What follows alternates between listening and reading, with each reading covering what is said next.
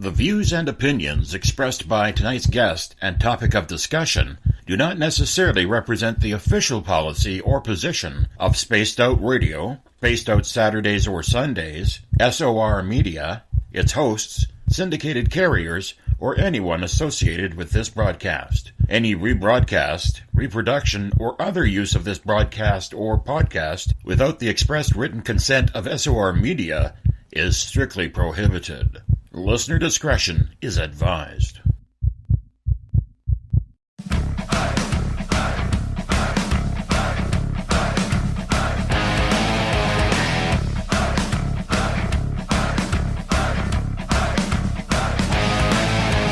Are you experienced? Then come own the night with us.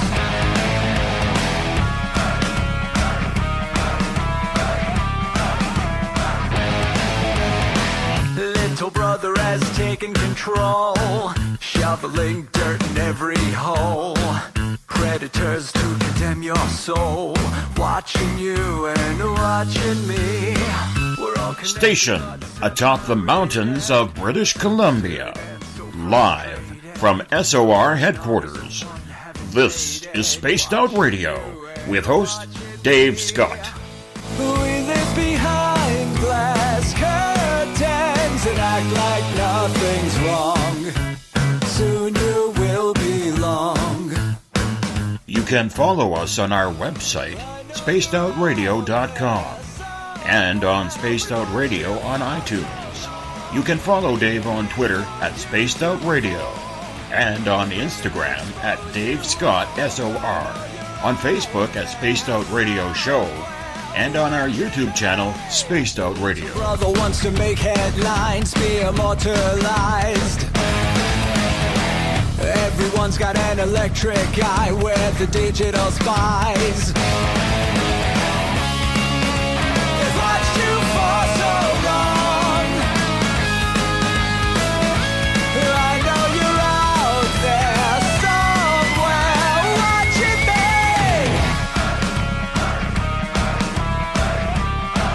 me. Buckle up, space travelers. It's time to go for a ride on Spaced Out Radio with host Dave Scott. I know you're out there somewhere. We've watched you for so long. Wait for you to fall. We will expose you all. I know you're out there somewhere watching me. Little brother wants to make headlines, be immortalized. It's Thursday, August 9th, Friday, August 10th, if you're on the East Coast or across the pond. And this, my friends, is Spaced Out Radio. Hope you had a great day and night. I am your host, Dave Scott, broadcasting to you live from the Great White North on top of the very Smoky Mountains of central British Columbia, right here at SOR headquarters. We are 150,000 strong nightly on the SOR radio network and Deep Talk Radio, and we say hello to all of you coming into tonight's show. All of our archives for free. All you got to do is go to our YouTube channels at youtube.com/Spaced Out Radio. Just do me a favor, hit that subscribe button. Our website is spacedoutradio.com, where we have a plethora of features for you. You can rock out to Bumblefoot, shop at our store, read up on the encounter online, and so much more. Don't forget, you can now go to questers.ca. That's questers.ca. Click on Fall Conference and get your tickets right now for the first annual Caribou Paracon, presented by Spaced Out Radio, September 28th through 30th. I want to meet you there. Tonight's show is brought to you by the YouTube channel Insuho. Sebastian Martin brings high-quality messages to the masses. Go to spacedoutradio.com, click on the Insuho banner, and subscribe to their channel today. It's been a while, but we're glad that the crypto guru is back. I am filled with all brand new energy now. Yes, author Ronald Murphy, the crypto guru, as we have nicknamed him here so long ago. Once a regular on this show, we got to get him back. We got to get him back on that schedule. Well, he's back tonight to talk about everything cryptid and the land of the Fae. Ronald is a school teacher and a highly successful author, writing almost a romantic side to the cryptid world. The crypto guru, as he's known around these parts, has all of his books lined up on Amazon.com. You go to Ronald L. Murphy Jr. to find them. You can also, check them out. You got to get his books. If there's any author that I would say that you have to get the books for, it's this guy, the crypto guru. A dedicated father of 5, Ronald still finds time to speak at conferences all over the East Coast, where he's willing to share his love of this realm with anyone who will listen. Then at the bottom of hour number 3, Everett Themer will be back with the latest edition of The Encounter from Spaced Out Radio's newsroom. The crypto guru. Man, is it good to hear your voice again, buddy. How you been doing? I've been doing great. I've been missing you, Dave, like you cannot believe. I've also been missing the best listeners in paranormal radio or in any radio anywhere. The Spaced Out Radio listeners are the best in the business. You know that. I know that. We don't have to tell anybody that. But it's been a while. This is where it all started, if you can believe it. I think that we're looking at something like 4 years ago, I think, is whenever I first came on the show. It's either been 3 or 4 years. How long has it been there, Dave? Oh, well, goodness. We're kind of up to the 3-year mark. We started on this show on November 30th, 2014. We had you on as a guest for the first time around May of 2015. So it's 3 years and a couple of months, and shortly after that, we just loved talking to each other so much. I said, dude, you got to come on every month, and you were like, hell yeah, I do. And that's how it started. That's how it started, and I wish that I could still be doing that, but, sometimes life gets in the way, and we had this little thing called a divorce that went through, which was, traumatic. So, as being a single dad with this many children, like you said, 5 children, that's a passel of children, so I had to kind of take on a second life outside of the paranormal realm. I went back into teaching, and that's been really taking up a lot of my time. As a matter of fact, I will point out that I'm not just letting you and the listeners down. In 2018, I'm only going to be publishing 1 book, and it's actually not paranormal related. So really, life has been getting in the way. I'm going to try to fit Spaced Out Radio into my schedule a little bit more. It's still going to be sporadic, but waking up at 6 o'clock in the morning does take a toll on somebody. So we'll definitely get back in track, I promise. I'll be on here much more regularly than I have been. Well, you are one of the very few on this show who comes on, my friend, who has an open pass that anytime you want to come on, you just let us know, and we will definitely make room for you. What we and our audience thinks of you here, and you mean the world to us, and there's nothing more that we would like than to have your brand of broadcasting on this show, because you're a phenomenal writer. The way you speak so eloquently about these topics, you cannot, think of a better person in order to break down the weird and the strange. Well, I would rather not break down the weird and the strange with anybody else but you there, Dave. And I will tell you that. And I do owe all my success. I do have some talent as a writer. I appreciate how you describe me as a romantic writer in this field. I do appreciate that very much. But without the publicity that you have provided for me, and without the listeners getting behind me, I would just be another tool in the shed. I really do. I am indebted to you guys, and I'm looking forward to starting again, and I cannot wait for tonight's show to get rolling. Well, we're going to get it going right now, my friend, because, we know you have been extremely busy, not only teaching, but being a full-time father of 5 kids spread out, I believe, from age, 15, 16, down to the age of 4, I believe. It's 16 down to 5. Yeah, 16 to 5. All right. Well, we know you're a busy guy, but how do you find time, Ron, with that busy schedule to take a few minutes for yourself just to study up on fairies or mermaids or Bigfoot? I mean, that's a busy schedule. Well, I'm also I also went back to graduate school. Now I have my master's in history, but in 3 more weeks I will actually have my master's in educational administration. So I've also been a full-time student since we've talked as well. So I'm getting into the market now of curriculum writing. So as I said, it's not that I'm being truant just from your show, but the paranormal in general. But again, well, let me point out that this is such a passion of mine, I can never leave it fully behind. So I do attend about 1 or 2 conferences a month in the summertime. I just finished up the Kecksburg UFO Festival in Kecksburg, Pennsylvania a couple weeks ago. I will be flying out to the Michigan Paracon here in about 2 weeks, 2 weeks from today, as a matter of fact. I'll be flying out there, and I will be with the likes of Josh Gates and Chip Coffey and a lot of other notables, and I'm really excited to be on a cryptid panel out there with Linda Godfrey and Lauren Coleman, so I'm excited about that. And then a couple weeks after that, I'll be down at Cryptid Con down in Frankfort, Kentucky.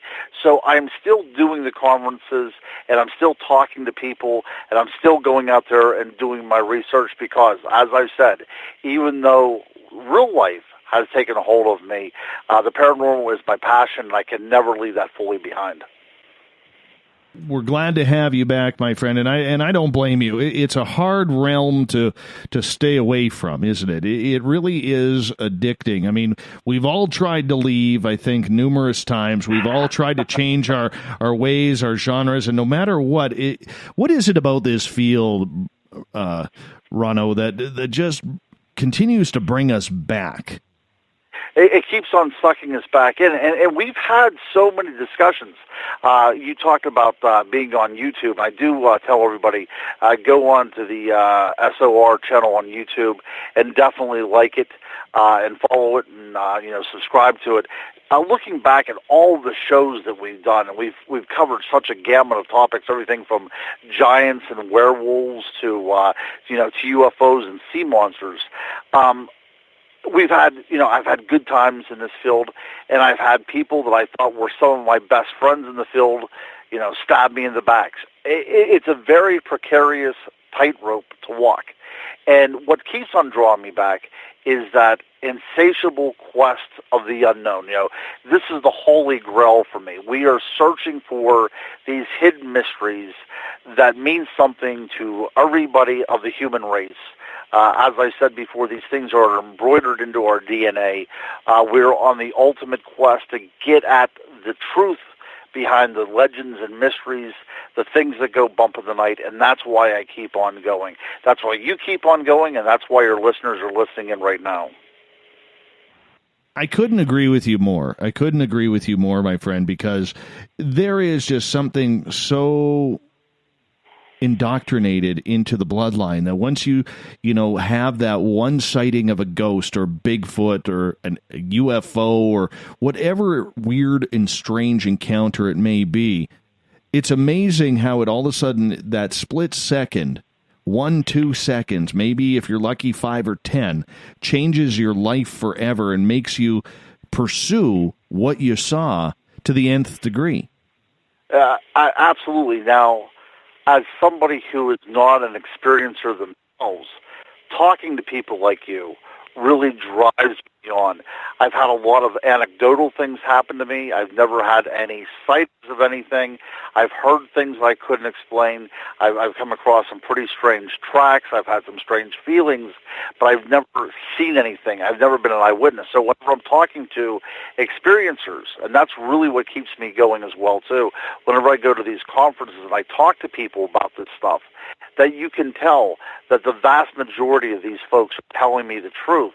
And as I pursue these things across space and time, I'm finding reports, of very similar type of things, dating back 3,000 years. So even in history, we have the same reports of these things cropping up in the annals of who we are as a human species. That's what keeps me going. That's why I'm out there, because you've seen something. The guy that I meet at conferences has seen something. The history books are full of the strange and unusual. So I'm out there to try to catch a glimpse of that which science has not categorized as of yet. Wow. After all this time, do you have a favorite cryptid or any type of supernatural entity that you find you feel a little bit closer to, Ron? Because I know for me, and I get this because it was asked in the SOR chat room by Kat, what's your favorite cryptid? Do you have a favorite, or is everyone so unique that you kind of love them all? You know what? It's got to be Bigfoot for me. It's what got me started in this field. My mother was a firm believer in Bigfoot, and she would, get me the books and read the books to me whenever I was, in elementary school, and we would watch In Search of together. We would stay up late, and there was a Bigfoot movie on that evening, and we would truly go out and investigate things. Ever since I've been about 6 years old. And I owe everything that I am to my mom. But the point was raised to me one time, and that was a very excellent question about which is your favorite cryptid, because I think it says a lot about the researcher. I had written a poem several years ago called Bigfoot, strangely enough, which was just basically nothing paranormal related. It was just kind of a juxtaposition of the civilized with the uncivilized. And I remember one of these young women happened to read it, and she got in touch with me, and she asked me, was I Bigfoot? Was this my alter ego? Was this my poetic I? Was I hiding behind this mask? And, there is some credence to be said about that. I think that Bigfoot is everything that I would kind of want to be, wild and wanton, elusive, mysterious. That's the kind of freedom that I think I long for and a lot of people long for. So I think Bigfoot does embody a lot of those attributes that I find quite pleasing. And I think that if you ask somebody and they come up with, a certain type of sea monster, they probably have an affinity to the ocean. But I think any time when you talk to somebody about what keeps you going out there, what keeps you motivated, for me, it's Bigfoot. For a lot of other people, it's different things. But it's that passion and that drive, that affiliation we have with a particular thing that goes, bump in the night, that lives in the shadowy realm right outside of our door. Mm-hmm.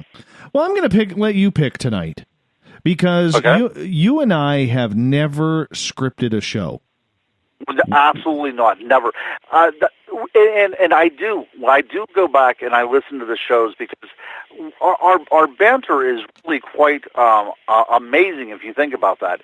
I do shows, and the producer asks for 10 or 15 questions, and then you submit it, and then they send it back to you with revisions.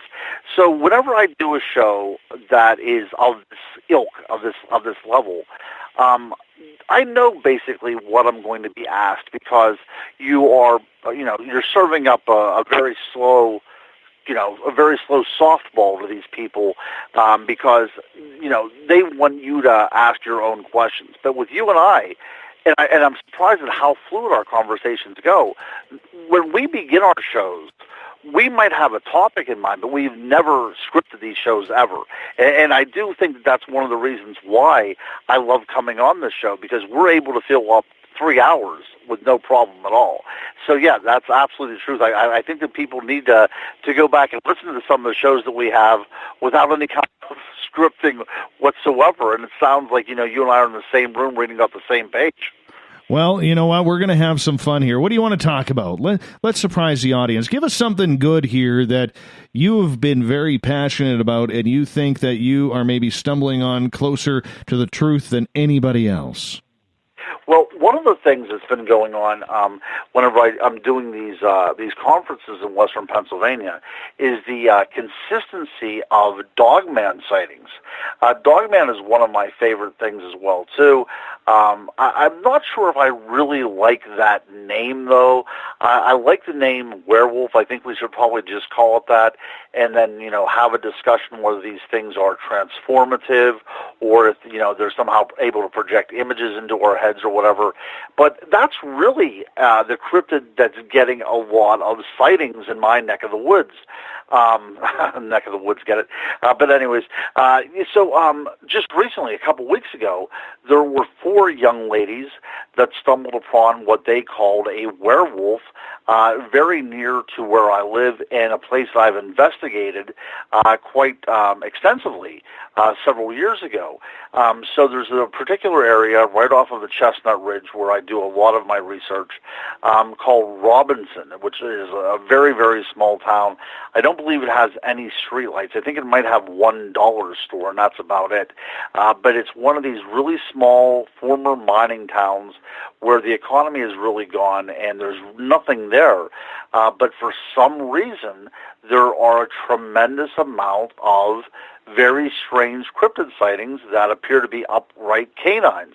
And just very recently, like I said, several young ladies said they encountered one of these creatures.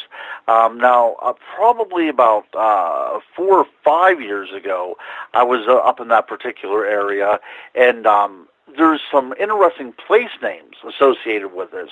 One of them is called Pack Hill, and a lot of people assume that it was just a place where people would pack and unpack in order to traverse the Conemaugh River. But then I got to thinking, is it possible that the place name had something to do with a pack of wolves?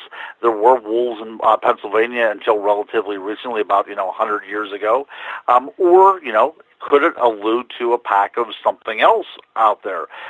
So we came upon Pack Hill, and we went to the top of it, and sure enough, there was a very small cave, small entrance to a cave that opened up into a fairly sizable cavity, which was overlooking this town, a perfect vantage point for anything, and there was a lot of stories coming from that particular area about these upright canid creatures, these werewolves, if you will, dogmen, and it's interesting that, that was, several years ago, and now just a new fresh crop of sightings in that very area. I think that's very interesting. Now, one of the things that I find most intriguing, not only talking to the eyewitnesses, that notwithstanding, but there is a bar in that town, and on the outside of the bar is a pentacle that's lit up in Christmas lights. So I'm not sure if that is kind of like, some sort of white witchcraft to drive away things that are evil in that town, but that's just one of those really cool little anecdotal things about what might be going on in the little town of Robinson, Pennsylvania. Are you are you a big fan of these werewolves? Do you think they actually exist, or do you think it is more of a Dogman type creature? These are good points. So a couple years ago, I wrote a book called On Dogman, Tracking the Werewolf Through History, and I start looking at all this evidence, in historical accounts. I can find evidence of the idea of human transformation dating back to about, 50,000 years ago in cave paintings found in France. There was a shaman that was transforming into a deer, some sort of, or a caribou, something like that. Some sort of sympathetic magic was going on there. He was taking on the attributes of a game animal, as the typical anthropologist would state. But there was indeed this transformation of one state of being into another by a human being. So if you would go back into the ancient world, the idea of transformation, at least by a shaman, was readily acceptable. That was just a part of life. But as we move up through history, we see like Anubis, the god of the dead, god of embalming, in the Egyptian cosmology. And it is a dogman for all intents and purposes. It has the head of a jackal and the body of a man, which is very, very interesting. And it's associated with funerary practices, which is interesting because if you would read any of the research done by Linda Godfrey, the dogman that was witnessed in the Great Lakes area it's almost always associated with ancient Indian burial mounds, or at least initially it was. So these are some really strange connecting of the dots that I've been doing that seems to link up the idea of the Dogman and these liminal areas of graveyards that is transcending time and space. So there's something going on there. Now, is it a flesh and blood animal? I'm not sure. If it has this association with graveyards, is it possible that we're dealing with some sort of phantasm? Extremely possible. I mean, the jury is still out on all of these things. At the end of all of my books, you're not ever ending on a period. You're always ending up on a question mark, because there's still the unknown out there. But as a researcher, this is one of the fascinating things about this, is that it keeps on tying into other things, and it keeps on going deeper and deeper. You keep on going deeper down the rabbit hole, trying to figure out what's going on. But as far as the Dogman, look, I like the idea of the werewolf, and I call them the werewolf myself, because that's what we're dealing with here. The W-E-R is an Old English word for man, and of course wolf. And the reason why they call these man-wolves is because they showed some sort of intelligence. Now, not all werewolves are bipedal and look like humans. There are many werewolves that appear to be nothing more than very intelligent dog creatures as well. So it's really, by the time we come to 2018, we think of the Dogman as something very different that is set aside from the historical record, and that's mainly through media. We have images of werewolves in our mind from John Landis's, An American Werewolf in London and The Howling and everything. But throughout history, it was a very ambiguous creature. Sometimes it was nothing more than a wolf that was acting in a very intelligent way, seeking, vengeance upon one person, or there was an instance back in the Renaissance where these two wolves seemed to come out of a storm, and at the same time, in two different churches, there was an attack on the people inside the church by two different wolves, or maybe the same wolf, that was able to bilocate. So these are very, very strange tales. So at one moment I'm thinking that this is, something that's able to transform from one state into another. Other times that it seems that we are dealing with an intelligent wolf that, maybe had a remnant from the Pleistocene or something. And then there's other times when I'm thinking these things are completely phantasmagoric. They're specters. They're vaporous. They're not genuine. So that's one of the reasons why the Dogman has become my favorite, is because it is so hard to pin down. I do have an interesting question for you, because the Dogman is really centralized in the legends around, the Beast of Bray Road in Wisconsin, Michigan, Ohio type area. And I realize Ohio and Pennsylvania are connected.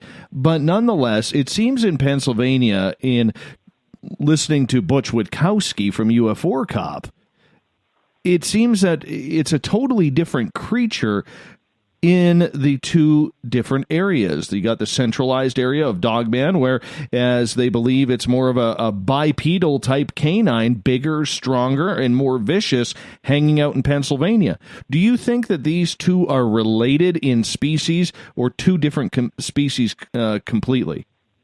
See, if they are flesh and blood, again, I'm still not wedded to the idea that these things are, corporeal creatures.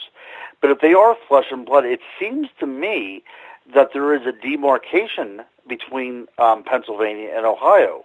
There seems to be maybe two different species. But also look at the Bigfoot. The Bigfoot in Ohio, sometimes colloquially called the Grassman, it acts, completely differently than the Bigfoot we have here in Pennsylvania. So it seems that there is some sort of line that separates our Dogmen and our Bigfoot from those that are witnessed in Ohio. It's a very interesting thing. we sometimes we talk about interdimensionality of these creatures. Is it possible that there's a portal in Pennsylvania and there's a portal to someplace else in Ohio? Again, this is all very speculative, but as researchers, these are the kind of things that we have to take in mind, because we're talking about, if these things are indeed flesh and blood, we're talking about apex predators. And is a Bigfoot and a Dogman able to overlap in territory? I would assume from a biological sense, probably not. But to go even to a further extent, is there two different Dogmen and two different Bigfoot able to, inhabit one geographical area, which is, basically Pennsylvania and Ohio? If you would look into the Bigfoot accounts of, say, Salt Fork in Ohio, or the cases of Dogman activity, these werewolf creatures, and Bucyrus, Ohio, they act very, very differently from what is seen in, Robinson, Pennsylvania, or the Chestnut Ridge of Pennsylvania. So whatever is going on, Dave, it seems that there are different types of these creatures out there roaming in a range that is very, very close to one another. It's still it is still a big wonder, though, whether or not they are somewhat biologically created. And that's right. And I'm going to follow up with this one then. What do you think these creatures are? Do you think they are of Earth? Do you think they are of a different dimension, man-made in some laboratory from outer space? What do you think they are?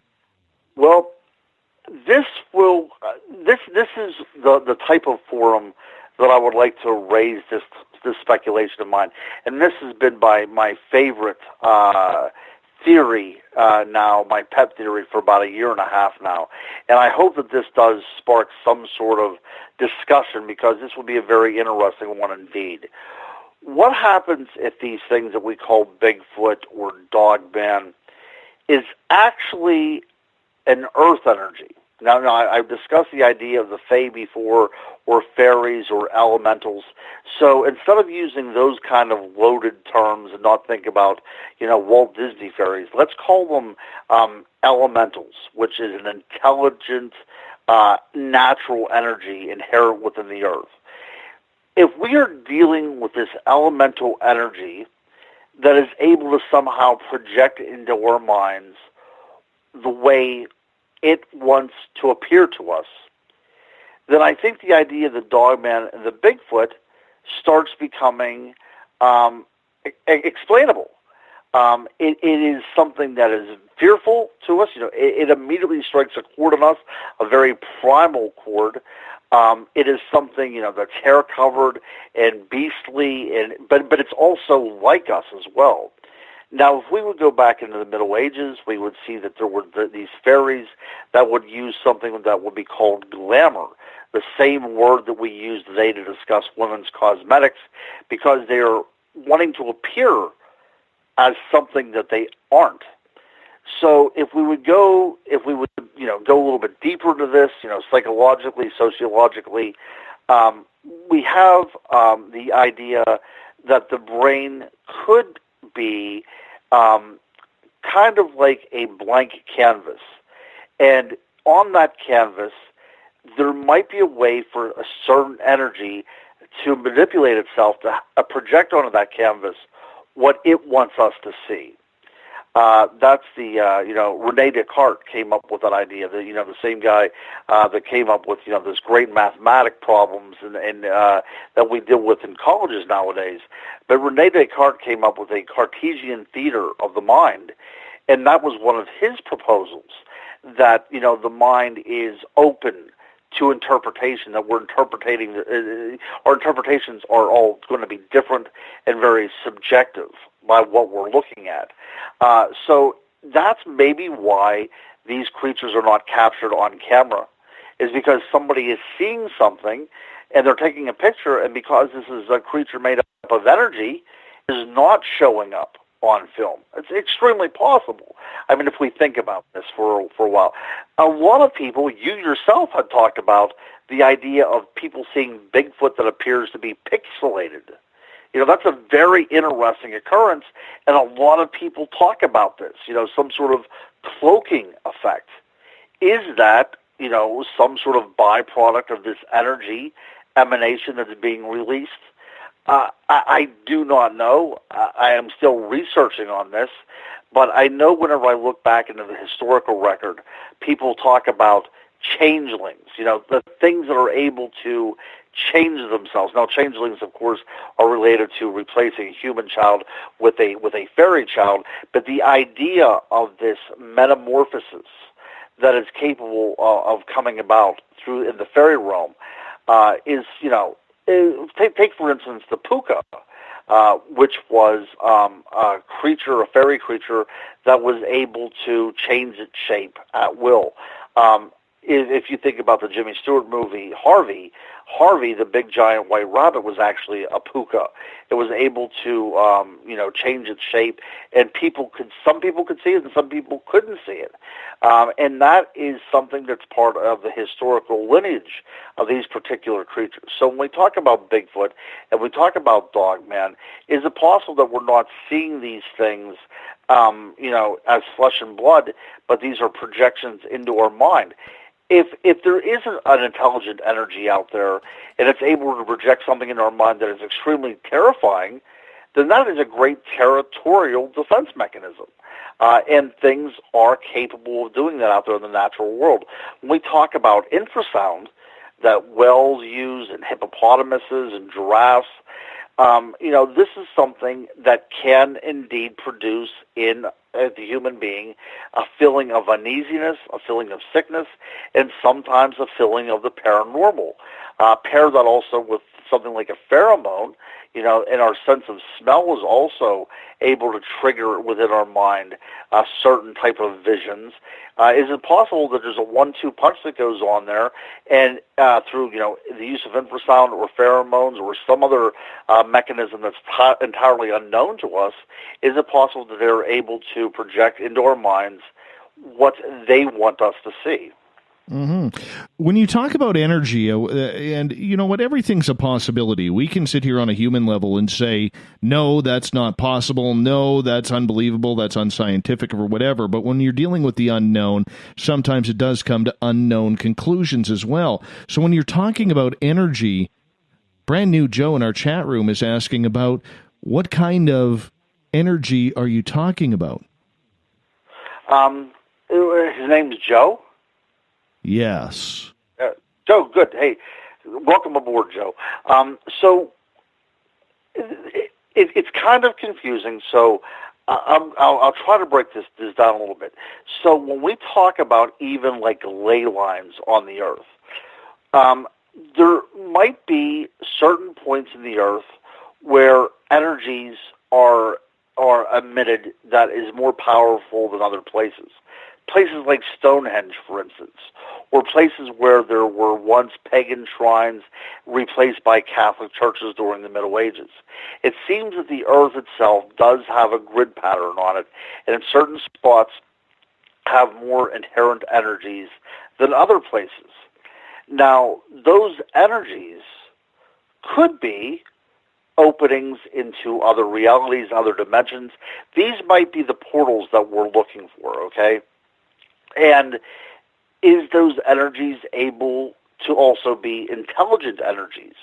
Now, if we would look at the idea of the jinn, excuse me for a second, the jinn in the Middle Eastern tradition is basically an energy that is able to assume various shapes and still manipulate the world around them, something that's very, very dangerous. Some people even refer to them as demonic, although they originally, you know, are much more ancient than the idea of the Judeo-Christian idea of demons. But, you know, it's a very ancient idea. But in essence, they are intelligent earth energies that are able to manifest themselves in very many different ways. So when we talk about fairies, we're talking about what, Paracelsus would have talked about, and the idea of elementals inhabiting all parts of the world.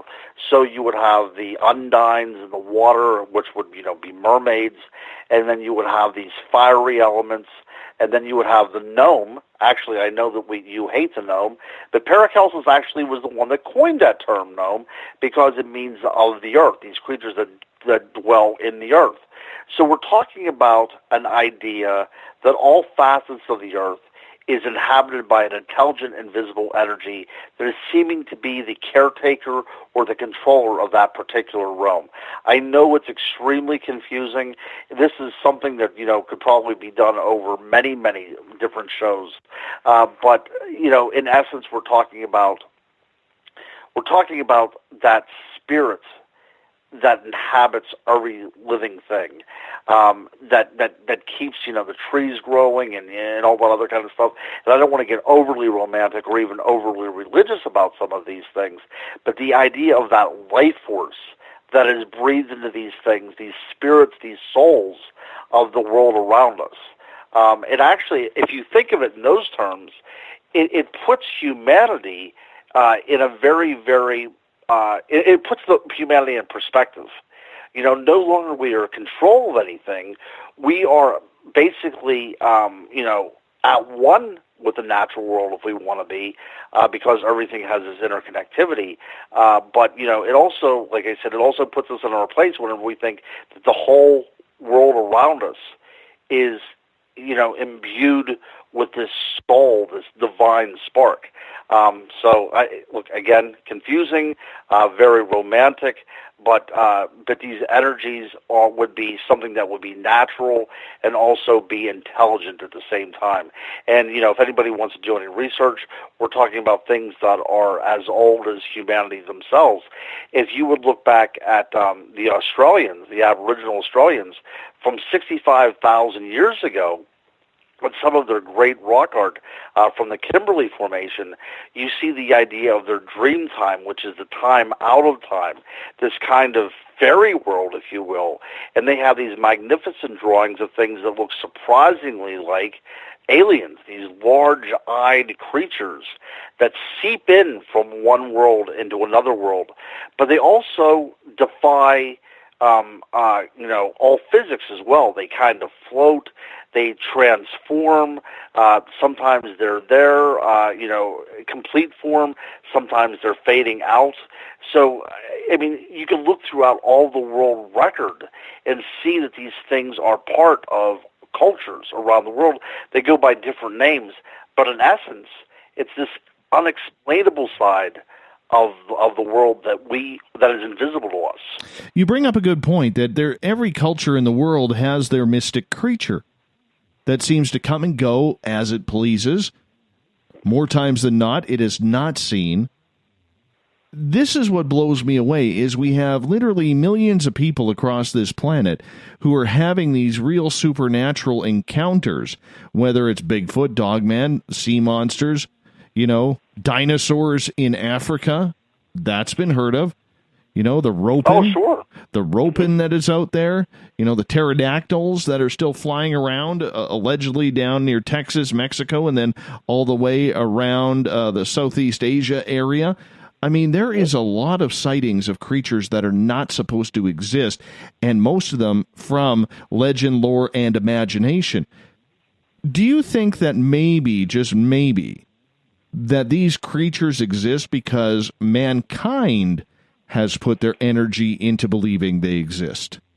Right, so now we're talking about the idea of a tulpa, and that's absolutely pertinent to be part of this discussion as well. It all comes back to the idea of energy able to take on a life of its own. Can energy be intelligent?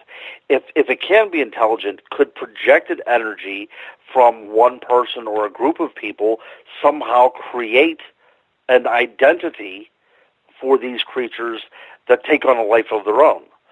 These are very intriguing philosophical, psychological, sociological questions that need to be answered. why we don't talk about this at the university level really befuddles me. This would be a perfect discussion to talk about, the world of the unexplained or the world of the paranormal, and look at it from a multidisciplinary area at the university level. Let's not make fun of this stuff.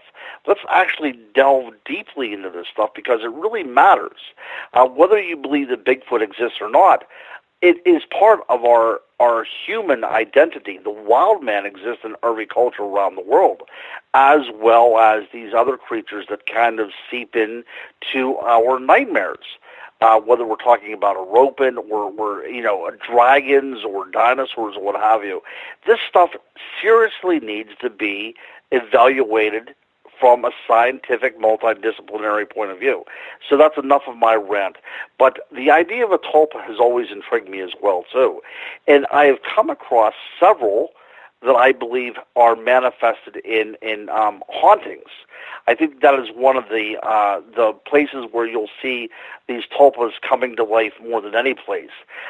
Places that are supposedly haunted, and people go there, and it might be an urban legend, but it's invariably a small child, a young girl, and she has the ribbons in her hair, and then soon she becomes the demonic figure, and soon people start seeing this entity at a place that is supposedly haunted by her. There's a place called Torrance State Hospital that I've done. Well, my mother worked there, my grandfather worked there, my father worked there. It was a very large, one of the largest hospitals around here for a while for mental health patients, and it was a place where a lot of experimental medicine took place back in the 50s and 60s. But it also right now it is crumbling. It is disbanded. So we have these grand buildings there that are just falling apart. But there is this one little ghostly girl that inhabits this one building, and I've done extensive research. There has never been a child reported ever as a client of this hospital. No one was ever hospitalized there as a child, and yet they still see this ghostly figure there.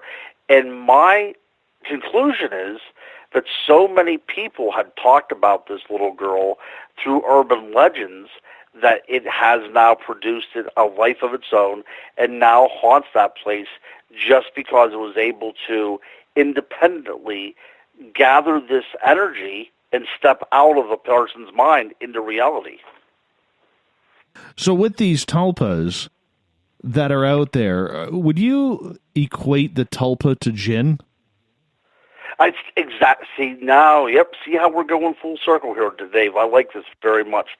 So yes, now when we're talking about the jinn, that's where our word genie comes from.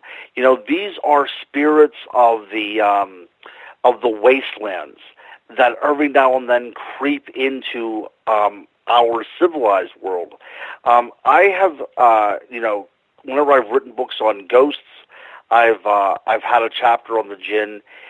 Even whenever I wrote about vampires, my book on vampires even has a chapter on the jinn as well, too, because these spirits, this energy, was believed to be able to go into graveyards and resurrect newly interred bodies that had a very vampiric type of quality to them whenever they left the grave.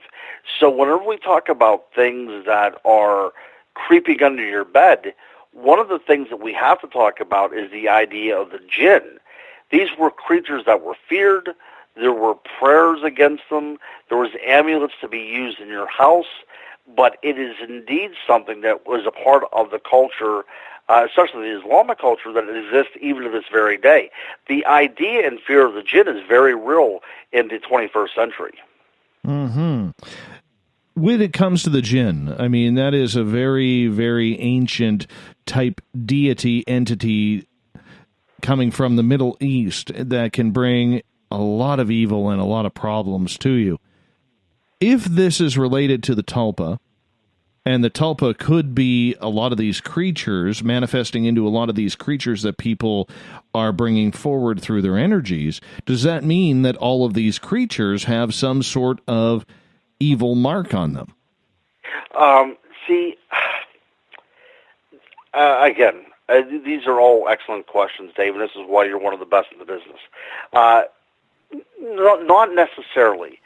I think that when we talk about the idea of evil, and we have an idea of possession, which is in a lot of different religions, not just the Judeo-Christian tradition, but the idea of something being possessed is really a part of all the world's religions. I think that evil will look for a host, whether it's living or imagined. And if it can find an oracle or a vessel with which to inhabit, even if it's just a vessel created from the mind, it will inhabit that and take over, if that makes any sense. I think whenever you open up the world, open up your energy to anything, that's why I think Ouija boards are very dangerous things.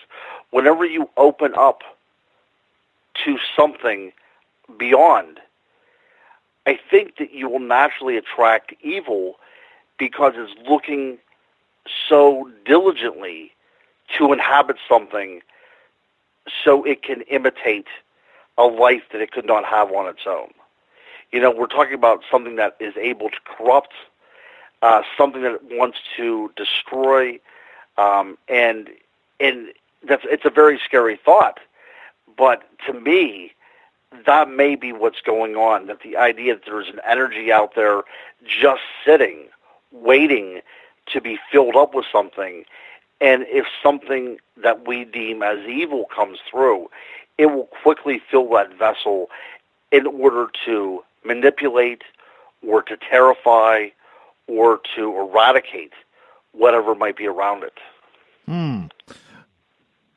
We only got about 5 minutes left here before we have to go to our first break of the night. This hour is flying on by. I'm glad you clarified the evil side of everything, because there are people who have strange and almost humorous type encounters with these creatures where they show a very gentle and, you know, almost an innocence to them.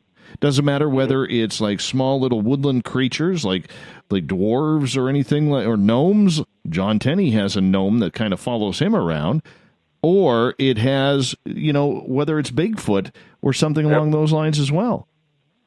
Well, that's true, because some people have very beneficial sightings from this stuff as well. And again, when we talk about the world of the fairy, you know, there was the Seelie court, which is the court of the blessed, and the unseelie court, which is these dark type of malicious energies as well. So that was even in the vernacular from very, very ancient times, that the world is inhabited by light and dark spirits. That's something that, you know, has been with us ever since as well. So I think that whenever people have positive interactions with these creatures, that we might be talking about the light elves, or these blessed elves, as they've been called in the Christian vernacular. I think that might be what's going on here. I mean, these are my working explanations for what's going on right now. But you had talked about the idea of demons and the idea of jinn and everything. What I propose is, when we come across the second hour, we can almost talk about things such as the Greys and aliens possibly be having this demonic connection. And, you know, I think there is some possibility to that as well. I don't know if it's so much demonic as it is being almost lifeless and AI in themselves, Ron. It's very possible. Now, John Ventry, who was a member of MUFON for a number of years, a very intelligent guy who was, you know, a great researcher whenever it comes to UFOs, has now come to the conclusion that the Grey is not an extraterrestrial creature at all, but a purely demonic fallen angel. I don't buy Ventry for a second. I really don't. And I've talked to him on this show about it. You know, I have been around Greys. There have been many people who've been around Greys. And I've seen the good and I've seen the bad. And I think it's his own paranoia. And I would tell him this. I think it's his own paranoia combined with his own religious belief that is a little bit misconstruing his mind. Right. But I will definitely side with you on that as well too. I think that when we talk about the paranormal, and I talk about this myself, none of this is created in a vacuum. I definitely come from a Roman Catholic perspective. That's the way I was raised. I'm still practicing Roman Catholicism. I don't want it to taint everything that I do, but inevitably that is part of my upbringing. So when we talk about, these type of things, I look at all perspectives, but, as part of the Judeo-Christian thing, that's where I'm going to fall in, consciously and subconsciously as well, too. And I think whenever you have somebody that is intently basing all of their their perception on a religious tenet, then everything that you see will definitely either be angels or demons. That's what's going to happen. Oh, absolutely. Absolutely. Yeah, and I want to make sure we carry this part of the conversation over into hour number 2, because, my big thing with it is I am a firm believer. I'm a big God guy. All right. I'm a big fan of God. And maybe I'm hypocritical. I wear an Orthodox cross because my family religion is Ukrainian Orthodox, right? So I am a believer in everything. And if people want to, discredit me for it, that's all right. I'm not judging anybody. I don't push my religious beliefs or my spiritual beliefs on everybody. But I have a real problem, Ron, and we can get into this because we're going to go to break here in about 15, 20 seconds. But I'd like to get into this because I think there's a real problem between people confusing supernatural energy with things like religion. And I don't think that the two can really be put together. Because I think that would be good. Yeah, I think that's a good topic. I think we got to remember too that, religion is a man-made thing. It's not a godly thing. We may pray to God, but it's man-made. And we'll talk about that more after the break. The crypto guru, Ronald Murphy, is back on Spaced Out Radio. We got another 90 minutes with the guru as we're talking all things cryptid and esoteric tonight. I love it. I'm glad the guru is back. It's like whole new energy here. You're listening to Spaced Out Radio. I am your host, Dave Scott. We'll be back right after this. Find your escape where time has no limits. It's about living today and cherishing the heritage of yesterday. A spirit of adventure for what is new, with the nostalgia of the past. Your timepiece is a reflection of who you are. Life surrounded by beauty from the world around us to the soul within. EscapeWatches.com. There is no time like the present to enjoy your escape. Use promo code SMF2017 for your 20% discount today. The freedom to post what you want, when you want. That's the social media freedom you need. Social Media Freedom is the free app in your app store. No need to worry about going to jail or being shadow banned any longer. It's the freedom to say what you feel. The freedom to know Big Brother isn't watching. It's the way social media is supposed to be. Social Media Freedom. It's time to set yourself free. Download from your app store today. Coming September 28th to the 30th, it's our first annual Caribou Paracon, put on by Spaced Out Radio and the Canadian Society of Questers. 3 days of paranormal, supernatural, and spiritual knowledge in the beautiful 108 Mile Ranch, British Columbia. Tickets are $150 Canadian for the event, being held at the Spruce Hills Resort and Spa. Come watch our featured speaker, Grant Cameron, along with Lorian Fenton, David Weatherly, Ross Allison, and more. The Caribou Paracon, celebrating everything paranormal. Hi there, I'm Butch Witkowski, lead investigator with U4Cop.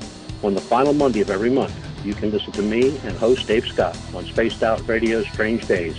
We're going to get to the heart of the matter when it comes to what's happening out there.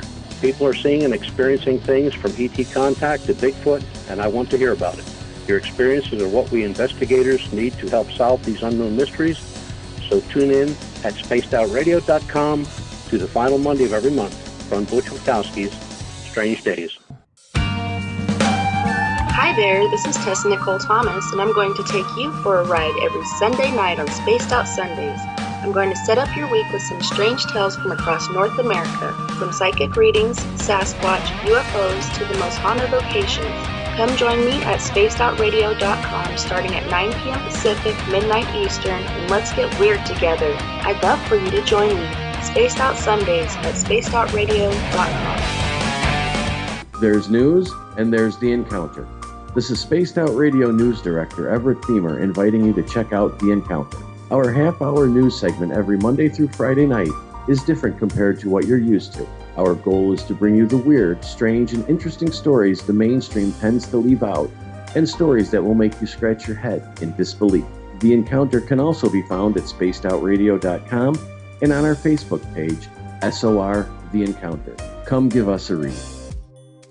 We're bringing scientific thought to the paranormal. Hi there, this is Spaced Out Radio scientist Chris Cogswell. Join me, Chris Zuger, and Dave Scott the second Wednesday of every month, where we break down the who from the woo when it comes to everything paranormal. We'll investigate and try to bring sensible answers to those straight and sometimes outlandish questions people have. Hey, not everything has an answer, but we'll do our best. Listen in to Reality Paranormal only on Spaced Out Radio. Heading to Vancouver and looking for some great nightlife? The Moose Vancouver is the place to be. Catch a game on one of the big screens or just come rock out to your favorite 80s and 90s hair bands. Great food starting at $6.95. The Moose Vancouver is open until 2 a.m. nightly. It's easy to find near the corner of Nelson and Granville. The Moose Vancouver is the official rocking bar of Spaced Out Radio. Are you interested in advertising on Spaced Out Radio? Head to our website at spacedoutradio.com and click on our advertising tab. There, you will find an assortment of ways you can get your product out there with us, from radio commercials to banners and social media. Have a product you like our hosts to endorse? We can do that too. Visit spacedoutradio.com for more details. Do you want to know what's really going on in your world? Do you have questions about who you can trust in the mainstream media? Then look no further than the Rebel Planet. Come get the straight answers right here at spacedoutradio.com. Join me, Jamie Sexton, creator of Rebel Planet News, as I fill you in on the stories behind the stories.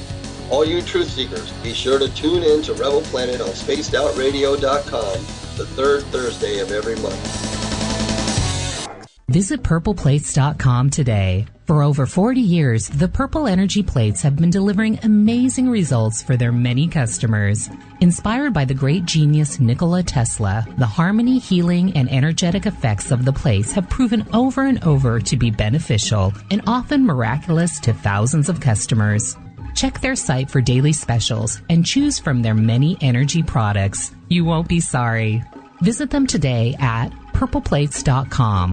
So, you love talk radio? Then you'll love TalkStreamLive.com. TalkStream Live is always on, 24/7, with the best streaming talk shows. Find your favorite talkers and discover some new ones. It's free, readily available online or on mobile with any smartphone or tablet. Finding your favorite talk shows all in one place has gotten a whole lot easier. Just go to TalkStreamLive.com. Be sure to download the free apps from Google Play or the iTunes App Store.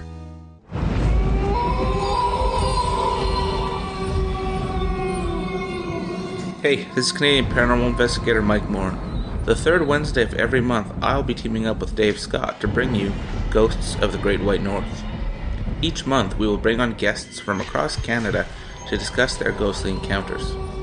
Canada is a paranormal hotbed with stories you've never heard, so we're going to bring them to you.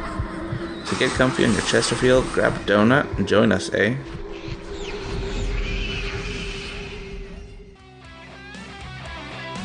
The views and opinions expressed by tonight's guest and topic of discussion do not necessarily represent the official policy or position of Spaced Out Radio, Spaced Out Weekend, Spaced Out Radio Limited, its hosts, syndicated carriers, or anyone associated with this broadcast. Would you like to connect with us? Head to spacedoutradio.com for all your latest show info. And hit us up on Twitter using the hashtag Spaced Out Radio. Now, back to Dave Scott and SOR. Welcome back to hour number 2 of Spaced Out Radio tonight. I am your host, Dave Scott. Thank you so much for being with us.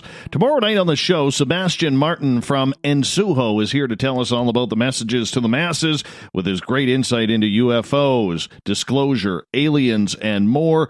We get going at 9 p.m. Pacific, midnight Eastern time at spacedoutradio.com. We welcome back everyone listening in on the SOR Radio Network and Deep Talk Radio. Don't forget, you can check out our archives at youtube.com/spaced out radio. Do me a favor, hit that subscribe button. Bill Cardwell has set the password for tonight in the SOR Space Travelers Club. Brobdingnian is your password. Make sure you use it wisely, Space Travelers, as Bill sets the password each and every night right here on the mighty SOR. I think I got that wrong. Damn it. Our website is spacedoutradio.com, where we have a plethora of features for you. Rock out to Bumblefoot, shop at our store, read up on the encounter online, and so much more. Don't forget, you can also visit questers.ca. That's questers.ca. Click on the fall conference. Get your tickets right now for the first annual Caribou Paracon, presented by Spaced Out Radio, September 28th through 30th. David Weatherly, Grant Cameron, Lorian Fenton, Ross Allison, and more. A great lineup for the first annual Caribou Paracon. We want to see you there. The crypto guru Ronald Murphy is back on Spaced Out Radio. Familiar voice we haven't heard from in a while, but it's always soothing to hear the guru's voice talking all things cryptid tonight. Guru, welcome back. Hey, thank you very much, my friend. I am so pleased to be back. The first hour just flew by, and that's just a precursor of how quickly this next hour is going to go as well. I hear you there, my friend. I hear you there. Hey, right before the break, we were kind of talking a little bit about these supernatural beings and the side of religion. Now, we have had Pastor Keith Bradley on this show. He's a Methodist priest. And really, really good dude, very open to the paranormal, tries to look at things congruently with the supernatural and the side of Christianity. But even he admits that the realm of religion really does not understand, and because of the fear they have for creatures like aliens or ghosts or Bigfoot, Dogman, whatever it could be, that immediately they are quick to tag the demonic or evil, red scarlet letter on these creatures in order to keep their congregations away. What is with the fear-mongering that religion brings to these creatures? I think we are naturally afraid of these things. I think that is part of our flight or fight response. But what we've done is we've taken out the biology from it, and we've now injected it with this idea of good or evil. If these are indeed biological animals, then the idea of good or evil is out the window. These things are acting only on instinct and what is best for them, So we are... as we are apt to do as human beings, we are trying to subjugate everything else around us and inject them with what we perceive them to be. That is one of the major things. It's one of the major problems with why we are the way we are as humans. If we see somebody that we don't like or a race that we don't like, we like to exterminate things. And if we can assign them an evil quality, it's so much easier to exterminate them. And, it's funny because I know this lady, a good friend of mine, Bazooka Joe, his wife Bazooka Joe, they're in the chat room under the nicknames. And she actually got fired from 2 of her jobs because she was cleaning she's a house cleaner, has her own house cleaning business, and she actually got fired from 2 of her jobs because she mentioned that she helps out with my ghost tour. Okay. And these people were so scared that she was going to bring demons into their house with children in the house that they said, you can no longer work here. Right. Is it misunderstanding, or is it a personal belief led from the head of the congregation on down? Well, again, I'm a history guy. So if we would go back to Salem, Massachusetts in 1692, we can see what one person is capable of doing. It just took one preacher to talk about the devil being loose in Salem, and pretty soon everybody around there were witches. You know, these are kind of things that happen. And the idea that, well, part of the media is that every time somebody goes out looking on a ghost show, they're inevitably going to come across a demon. That's just what happens. That makes for good television, doesn't it?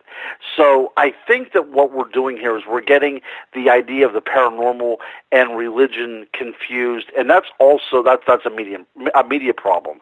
But exactly, that's what's going on now. I do have to point out another side of this as well. When we are dealing with Bigfoot researchers like the late Grover Krantz and Jeff Meldrum, you know, two of the pioneers in this field, we also have to point out that they are also investigating from a religious aspect as well too. Both of them are devout Mormons, and they see the idea of Bigfoot as a way of proving that there was this contact with the a lost tribe of Israel and everything. So there is that religious context that we have to deal with as well too. So it can be good, and it can also be bad, but getting back to the idea of how we inject into this paranormal realm the idea of good and evil. Look, the Bible is full of all kinds of strange encounters, from Ezekiel's wheel to the idea of the Nephilim, to the idea of Esau being born with this hairy red coat of hair. The Bible is filled with a lot of tantalizing stories that could refer to UFO encounters or the Leviathan and sea monsters. So it is a rich treasure trove. But what we have done, we've done a great disservice by assigning good and evil to these things rather than just looking at them very, very objectively. That's who we are. As I said on the last hour, we do not live in a vacuum. Everything is going to be tainted by some sort of prejudice that we carry with us. But as we go forward as paranormal researchers, I would urge everybody to kind of look at it with a much more open eye, even though you might be devoutly Catholic or devoutly Jewish or whatever your denomination may happen to be. I definitely got to get you into meeting Pastor Keith. He is a hell of a guy. Pardon my language. I shouldn't have said that. Heck of a guy. Heck of a guy. And, a little bit of foot and mouth disease there. But he's a heck of a guy. And, I think he would be somebody to team up with on your part when you get some time to write a book on both sides of the ledger there when it comes to the weird and strange. But this leads to Char's question. And she is asking, Crypto Guru, have you ever talked to a priest about cryptids like Wolfman, Dogman, Bigfoot? You know what? And that was from Char, you said? Hey, Char, you know what? I've talked to priests extensively about things like ghosts. One priest that I was very close to, he said he has no reason to doubt that there are such things as ghosts. It's actually a very biblical thing as well, too. In order for Jesus to prove after his resurrection that he wasn't a ghost, that's why he ate things and he had his disciples touch him. The idea of a ghost in the Bible is something that, should be taken for granted. But I have spoke to many religious people, not only Roman Catholic priests, but other religious as well. And I think that when we talk about the idea of ghosts, that's kind of a foregone conclusion that they absolutely exist, not only part of the religious view, but as part of something that is inherent within our human character. It's just another part of who we are. So getting back to the alien side of everything, where does this tie in? Because I remember debating somebody who goes to one of the local churches here about extraterrestrials. And I remember saying to him, I said, if we can both agree that God is Alpha and the Omega, how can we sit there and say, since science has proved the universe is infinite, that we are the only species that God ever created on this planet? And he just couldn't fathom it. Could not fathom it. So how do you deal with that when it comes to extraterrestrials? Because let's face it, we don't know what's out there. Man can only think so much. Well, that's right. Also, I want to answer this question very, very quickly, but I want to let you know that one of our listeners right now is my good friend Jamie, and I think that she now is a first-time listener for Spaced Out Radio. Oh, wonderful. So this is good. See, more people are coming aboard here. So this is very, very good. I'm glad she's listening to this show as her first one on Spaced Out Radio. But so to answer your question regarding the extraterrestrials and the idea of religion, I would just say I will answer it in the same way C.S. Lewis answered this, and he wrote extensively about this, the idea that, God is, if we're looking at God as this creative force in the universe, is his creative genius only to this planet, or is it breathed out across the entire universe? That's something to consider, this might not be the only place that he has, put out this gift of life. It might actually be out there. It might be something very cosmic.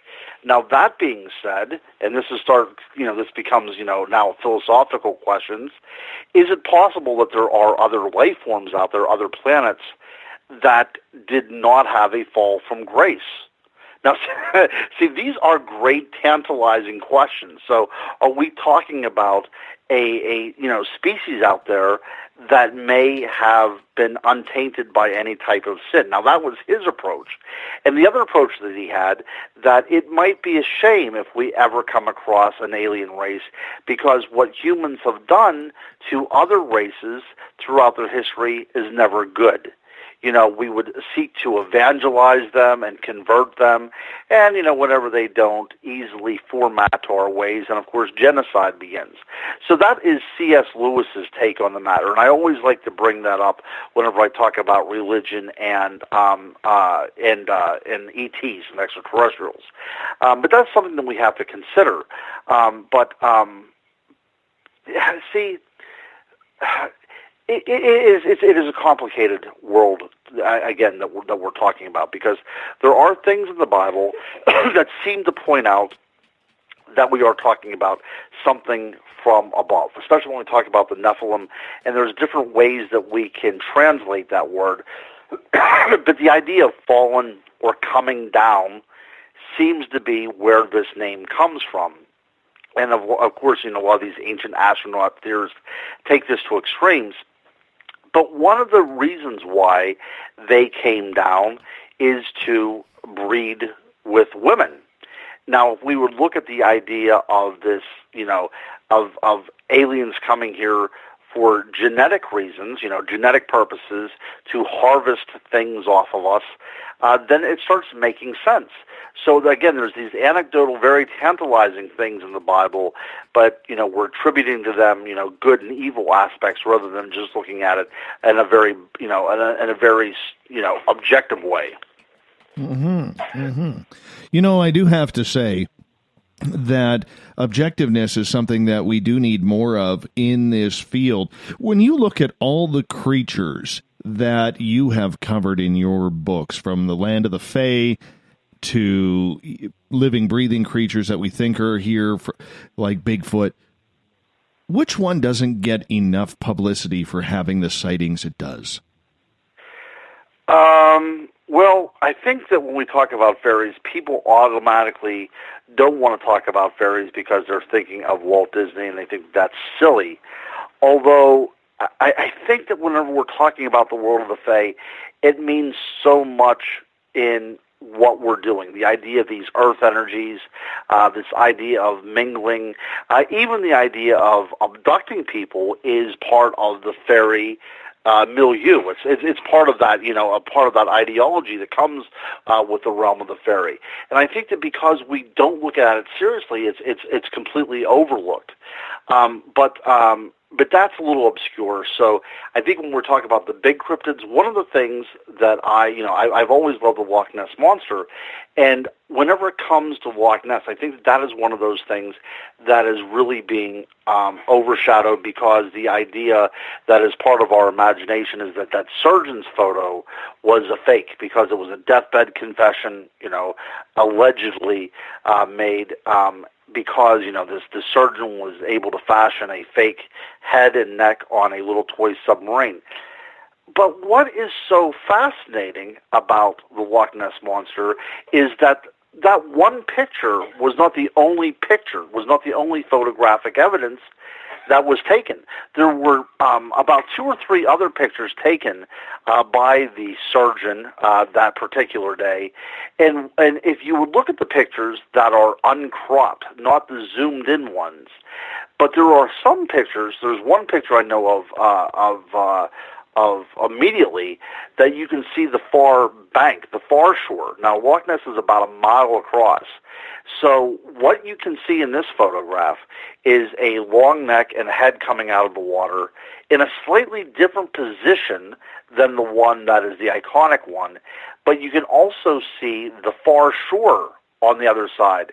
And this thing is not engulfed by the waters of Loch Ness or by the scenery. It actually stands out, which leads me to believe that this is something far bigger than a toy submarine. So whenever I'm looking at this kind of evidence, I think that there has been a bit of misinformation being bandied about concerning the Loch Ness Monster for whatever reason. But I've been to Loch Ness. I've been able to research on Loch Ness. It's a very forbidding place. It's a very expansive place with very large rolling waves. It's never a quiet lake. It's constantly in a state of flux. And to my assumption is if you would put a little toy submarine out there, it would immediately be engulfed, and you would not be able to get those types of pictures. And I would urge your listeners to try to Google the uncropped Loch Ness Monster photo, in which you can see the far bank. So it's as if he's standing on the shore taking a picture of something that looks like it's actually in the middle of the lake rather than, near shore. It's a very fascinating, puzzling thing to see, but it also kind of throws out the idea that is just a toy submarine.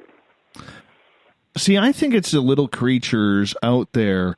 I call them wood nymphs. Uh-huh. And I remember talking to Derek White Sky Cloud about this after my son and I had seen a little weird creature come walking on a path while we were geocaching, and then saw us and took back off. And it stunned me because, you hear about gnomes and trolls and gargoyles and these wood nymphs, and everybody just looks at them more in a fairy tale kind of way rather than the possibility that they could be around. I know what I saw. John Tenney, who is probably the most respected person in the paranormal field, literally will tell you point blank, straight-faced, that he has had a gnome following him around for the last couple of years. And when you hear stories about that, I don't know if those little wood nymphs, gnomes, whatever, really get their just desserts in the cryptid realm. Well, they don't. And I know of a person that spent some time out in Northern California. She has no interest in the paranormal. She has no belief in the paranormal, but she has a photograph of what appears to be a gnome standing in a very thick redwood forest. And she has no problem pulling that picture out and showing everybody, even though she has no belief in the idea of the paranormal, but she will bandy about this picture of this gnome because this is what she had seen. Very, very curious and very, very interesting that we just completely roll this stuff out. You talk about Bigfoot, okay, you might talk about Dogman, you might get a sidelong glance, but you talk about, seeing a fairy, you start getting, chuckles and knee slaps. It's something that is so beyond our intellectual sphere of beliefs. But it shouldn't be. If we would, like I said, if we would go back in time, let's just go back in time, a couple of 100 years. There was a gentleman it's only been about 120 years, I guess. It was well after the Civil War. So I think we're talking about the 1880s. There was a gentleman in Ireland that actually killed his wife because he believed that she was a changeling. He believed that she was abducted by fairies, and they replaced her with a fairy creature, and he killed her, and that was his defense. He didn't get off. He didn't get executed or get life in prison. He did spend time in jail for this, but he didn't spend the rest of his life in jail because there was enough evidence to suggest that maybe he did indeed kill something that he thought was a supernatural creature. And the belief in fairies still exists to this very day. If you would look at Iceland, whenever the government is putting down roads, they will actually bypass sacred trees or certain areas because they believe that this is the home of trolls. So, I mean, whenever we look at instances around the world, the idea of the Fae is much more believable to some people than it is to the educated North Americans. So how do we get around that? How do we investigate these creatures that so many of us just take as little garden ornaments? By having discussions like this, Dave, by having Spaced Out Radio talk about this stuff. That's how you do it. Whenever I do any kind of talk, and I talk a good bit. I probably have about a dozen speaking engagements a year. I always bring up, regardless of what topic we're talking about, we're discussing, I always bring up the idea that we might be talking about a denizen of the realm of the Fae. Bigfoot, most definitely, being one of these things, because I talk a lot about Bigfoot. Although whenever I talked at the Mothman Festival last year, I talked about winged creatures of the fairy realm, and with the Mothman being one such creature, and I linked its appearance with other appearances of things like the Owlman and Celtic lore, and then I would go back the whole way to the Dreamtime of the Aborigines that we talked about at the onset of the show. But I just keep on bringing it up, and I keep on talking about it. There are some investigators out in the field that will have nothing to do with it, and they'll laugh at it, and they'll think that I'm silly. But I will still talk about it in a very intellectual manner, and I will connect the dots on a historical level as well as a linguistic, multidisciplinary angle as well. And also I throw in some good old Carl Jung. I'm a huge Jungian in regards to psychology, and the idea of the collective unconscious, the idea of the archetype also plays very well into the idea of the fairy world. So when it comes down to it, what creature do you believe in the most, or which do you think needs more attention? Is it the gnomes? Is it these wood nymphs? Is it fairies? What could it be? I want to say the elemental, and that's kind of a cop-out, but that is going to be the umbrella for all these types of things. I would go and just say, let's talk about the idea of the elementals, these earth energies, these inherent nature spirits that is in Native American lore, it's in Celtic folklore, it's in African tribal lore. We can find it in the Caucasus of Russia. We can find it in the Peruvian jungles of South America. It is part of who we are. And I think that when we talk about these types of creatures, this type of, nature spirits, if you will, that shaman tried to interact with and connect with, these are the types of creatures that I think that we need to discuss more, because they've always been with us. And until we've become more scientific, they were with us, until just maybe 100 years ago in some places. Go ahead. They did not push us away. We pushed them away. This is true. Shar is asking, when it comes to wood nymphs, are they the same as stick people? Oh, yeah, that's actually a very, very good question as well, too. Now, the idea of a stick person, I think that we might be dealing with a generalization there of something that is kind of cartoonish. A wood nymph is a creature of the woods, but not made of wood. I'll tell you, as somebody who's never experienced such a thing, why don't we hear your description, Dave, of what you had seen? Oh, mine is weird, dude. Mine is completely weird. Like, I'll tell you the one thing that really tripped me out about this, okay? Because this thing was only about maybe 15, 20 feet in front of my son and I had him in a stroller. Okay, he was about 3 years old at that time, and we were geocaching along a lake trail by our house, and I had him in the stroller because of the fact it was early September, and there's a lot of bears around. So I figured if we saw a bear, it's going to be easier for me to get him out of there in a stroller comparatively if I got to carry him. You know what I'm saying? So it was a safety move. So we start coming down this knoll, and the lake is, we're a little bit elevated on a hill where the lake is down near at the bottom, and it's, there's no trails or beaches down there. It's just like a forest face line. And all of a sudden, this what looked like a stick, like probably 3 inches by about 18 inches tall, starts walking, had the little legs and the arms, starts walking along, comes out from this tree and walking along the path. Right, like it's going to walk across the path. And all of a sudden it stopped, saw us, and then dashed as fast as it could back to where it came from. And so I was kind of like, you got to be kidding me. Like, all we are doing is out geocaching. Come on, right? And but the thing that I remember about it, Ron, is it was blurry. And when I think of all these times where you hear of people saying Bigfoot's blurry, gnomes are blurry, and why do we keep getting blurry videos, blurry photographs?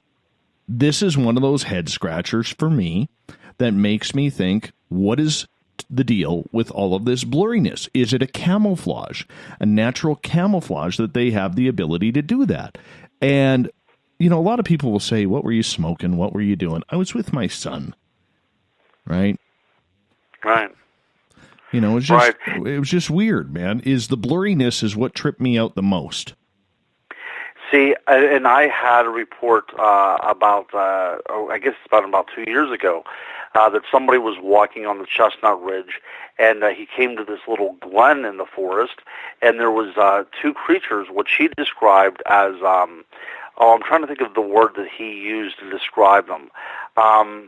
But I'm trying. Let me see if I can remember what he had called them. I can't remember. It was a word from the fairy vocabulary, but it was really misused. And I can't recall the word that he used. But they were these 2 small creatures. He cannot remember if they had any clothes on or anything, but they were 2 humanoid-like creatures that were kind of frolicking about. And he watched them for several moments until one of them caught sight of him. Then what happened is one vanished into the side of a hill. Now, there was no hole there or any kind of opening. It just vanished into the side of the hill. And the other creature did not run away. It went through an inventory of shape changes until it finally came across the form of a very large black bird, and then it flew away. Now, the interesting thing is, in this area of the Chestnut Ridge, there are a lot of Thunderbird sightings, but if you would look at Ireland, in the west of Ireland, there is the tail of the puka over there, again, getting back to the puka, that is also able to assume the form of a very large eagle. So, again, we're looking at different places, different times, but a creature being able to do the same thing. And I think that we really do need to look at this kind of stuff. So are we to believe that there are, these giant birds out there, biological, flying around? If that is the case, why aren't we finding 7-foot-long feathers? Or why isn't any of these things flying over and taking a poop on your Prius and breaking the windshield? If these birds are out there, people would see them. Actually, whenever I did my book, The Unexplained World of the Chestnut Ridge, I have a chapter in there on the Thunderbird, because there's so many sightings, and I contacted an ornithologist out of the University of Chicago, and they stated that if these birds do indeed exist, they would show up on radar, and they would look like small planes, but they're either being unreported or they're not physically of our realm? Do they somehow bleed into our realm if they're from another dimension, or something assumes these shapes, or at least makes you believe that they assume these shapes? And when I really look at other things around the world, like, you know, I like this large bird that shows up in Irish folklore, or the Owlman of Celtic folklore of England, you know, then it starts almost connecting dots with things such as the Mothman. And the Mothman, of course, has these kind of attributes that is also very Banshee-like. You know, there's also a member of the realm of the fairy, because Banshee actually translates as a female fairy, of all things. So we start coming across all these different dots that whenever they're connected, they start showing a very clear picture. So the idea of you seeing something that is kind of pixelated and not quite there, that's a very common description of these things. They seem to be able to be perceived, but in no way are they so corporeal that you could reach out and touch them. Your friend Jamie has hopped into our chat room on Spreaker here, so thank you, Jamie, for hanging on out with us. And she makes an interesting comment here. She says the cloaking method could be the higher vibrations. It all does come to vibrations. See, that's a great point. When we talk about this kind of stuff, we're not talking about anything ethereal or metaphysics. We're talking about things that are very scientific.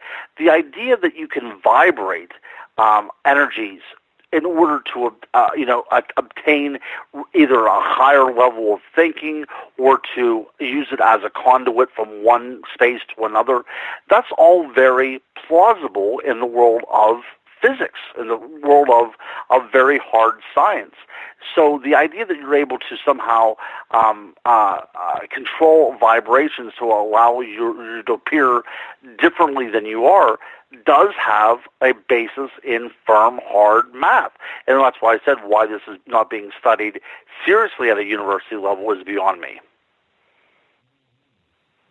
I would be embarrassed if I drove a Prius, just so you know.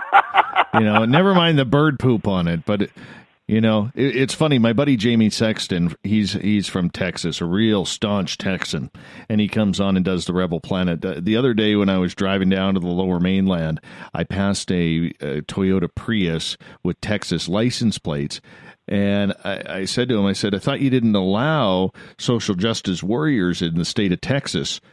And he goes, that's why. And he comes back, he goes, that's why he's driving in British Columbia right now.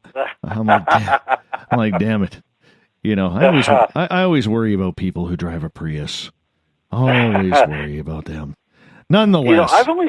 You know, I've only been to Texas one time. It's a huge state, but it's really full of a lot of creepy, crawly things as well too. Now, not only do you have, in the east part of Texas, which is very swampy, and that's the places where you'll find, alligators. You also have the idea of these kind of Bigfoot creatures that are, riparian creatures. But then you have things like the Marfa Lights there. You have legends of giants. So Texas is one of those very interesting places, but it's also one of those places I would not want to be broken down in either. Especially in a Prius. Especially in a Prius. Right. That's exactly. Right. And my students today at work, they decided they were going to paint my fingernails, so I still have my fingernails these bright pink colors. So I would hate to break down in Texas in a Prius with my fingernails painted bright pink. Yes, that has "kick my ass" written all over my forehead, over your forehead. It really does. Unless I was wearing my sweet hat, though. See, I've never been a hat guy, but I found this hat online, and I thought, I might order, I might not order it, but they said I could have it in 24 hours, and it would cost nothing to ship it to me. So I ordered it. It was at my door the next day, and I looked so damn good in it that I think that even Texans would pass me by and let me out of the way because I look so good in this hat. I want to see it. We need the photo. We need the photographic evidence. It's up. That's the one that you have. You have a banner of me for tonight's show. Oh, yes. That's my hat. Yeah. Oh, perfect. Yeah, that does look good on you. Does look good on you. The Twitter crowd is asking about mermaids. All right. Yes. That Twitter crowd needs to buy my book on mermaids, #1, which is really that was the first book in the On series that I wrote, and I wrote it for my daughter Willow because she asked if mermaids exist. Mermaids is one of my favorite subjects. I live in Pennsylvania, but believe it or not, out towards Philadelphia, along the Susquehanna River, there have been mermaid reports even in Pennsylvania in our rivers. And which is curious, whenever you talk about mermaid sightings now, a lot of them don't even occur in the ocean. A lot of them are in these inland riverways, especially in Africa. There are consistent reports out of sub-Saharan Africa in the scant amount of water that they have there of seeing these creatures that are invariably white-skinned creatures, the upper body of a female and the lower body of a fish, seen to this very day. Now, again, we're talking about, this is how Spaced Out Radio comes full circle, because a lot of the people in Africa believe that these are evil manifestations. So occasionally these instances will make the paper because witch doctors come out to perform some sort of ceremony to keep these creatures at bay. But, the idea of mermaids is something that's, these things are still being witnessed in 2019, 2018. I'm jumping the gun there a little bit, but they're witnessed a lot in Africa of all places. But all over the world we have these little sightings. It was a few years ago there was a lot of sightings coming out of the Middle East. I got to ask you though, because the legend of mermaids has been going on for hundreds of years as man set out to explore the oceans and the lands afar. Oh, very poetic there for a second. Wow. That was very nice, very nice. Anyways, in regards to that, these mermaids and merman have been spotted, or I guess we're in Canada, so we got to go mer people. These mer people have been spotted, and stories have been told about them for centuries. And yet we are no closer to finding them than we are about Bigfoot, which has only been really in mankind's interest, or peoplekind's interest, since they, started seeing these creatures after coming to North America and heading west. So this is what amazes me. Like, we're literally going on, 600-700 years of mermaid legends. And nothing, Ron. Nothing. Right. Well, I could probably point out a rock formation in Africa that appears to have art from about 25,000 years ago, where it looks like there are mermaids on it. Now, this is a true story. I will tell you that the Animal Planet put out that abysmal show called Investigating Mermaids, or whatever it was called, several years ago. And they included that part in there because what happens with these pseudo-documentaries, they mix reality with fantasy, so the viewer doesn't really know what's right and what's wrong. But they actually got it right whenever they talked about this rock art from sub-Saharan Africa. And it depicts what looks tremendously like mermaids, because it appears that they have hands and they have the lower body of a fish. Now, scientists, anthropologists, archaeologists, claim that these are not mermaids. These are actually birds, some sort of swift, being illustrated on these rock carvings. What is extremely interesting to me is that whenever we look at the Greek mermaids, at first they were not half woman, half fish. They were half woman, half bird. these are really remarkable connections that we're making over vast areas of space and time. So what's going on with this? What is happening here? And it's not only until, like you said, maybe 2,000 years ago, we have the idea of this beautiful upper torso of a woman and the lower body of a fish. So even the mermaid was going through this very, very weird evolution. But if you go to the time of the pyramids, we have Astartes from the Mesopotamian religion, who was this mermaid, actually it was a merman, who was deified as a god, and he kind of came out and walked on land, so a kind of strange chimera of man and fish. But it's not until we get to the Middle Ages that you actually have the true mermaid manifesting itself. And it was a creature, the siren, something to be feared. Again, Spaced Out Radio brings everything around and we connect all the dots.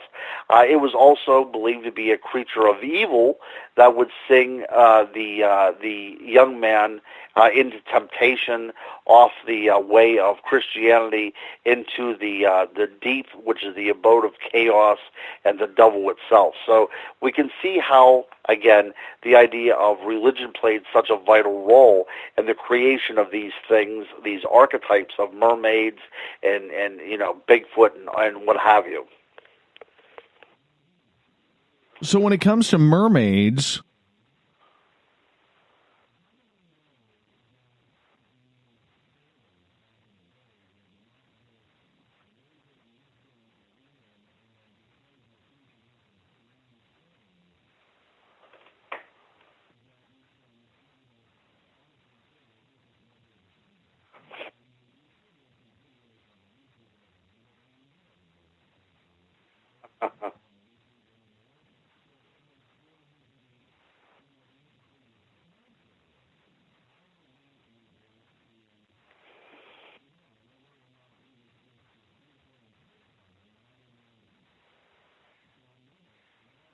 Right. Well, in 1492... You know what? One second. I forgot to turn my mic on there because I was distracted.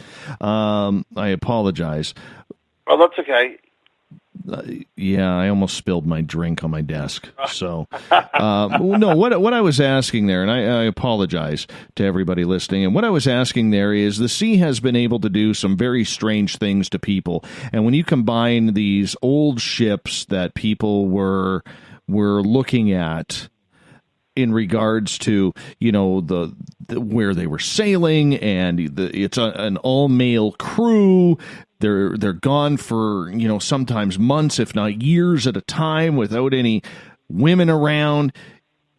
How do we know it isn't imagination?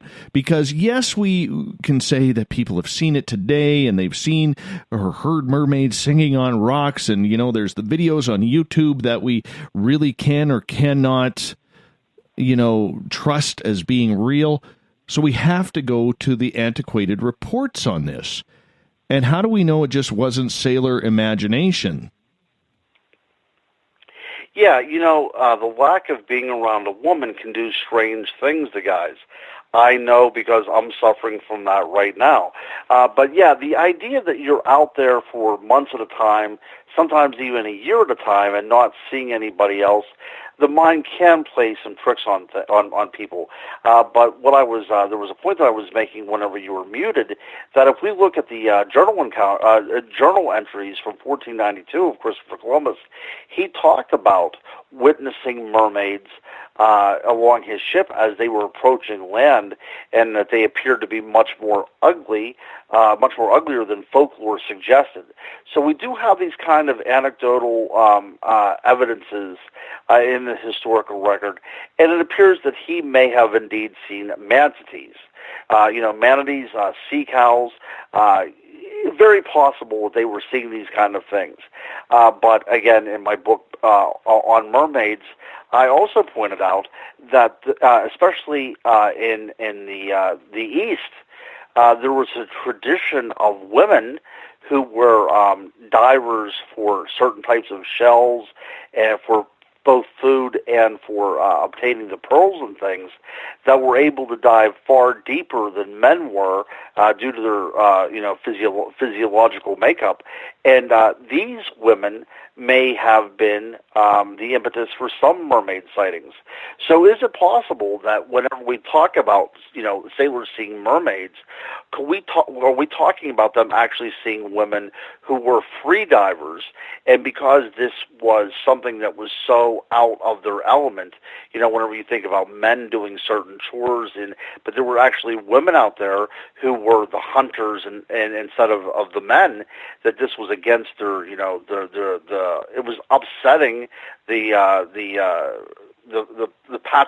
patriarch, that women were out there doing things that men couldn't do, that they assumed the identity of mermaids because it was unbelievable that women did such a thing. I think that is kind of an interesting take on things, that some sailors saw women, maybe even a mile or so from shore, free diving because they could do it and men couldn't do it. I'm still not sure. I want to believe in the mermaids. I don't believe it's a sea cow, or a manatee that people were believing back then, Ron. It's just something that was, how can I put it? Maybe it was just distraction and imagination. Right. Now, in my book, there might be a cryptid element to this as well, too, because there were some animals that existed that are no longer in existence today. One of them is called the Steller sea cow that went extinct in the late 1700s.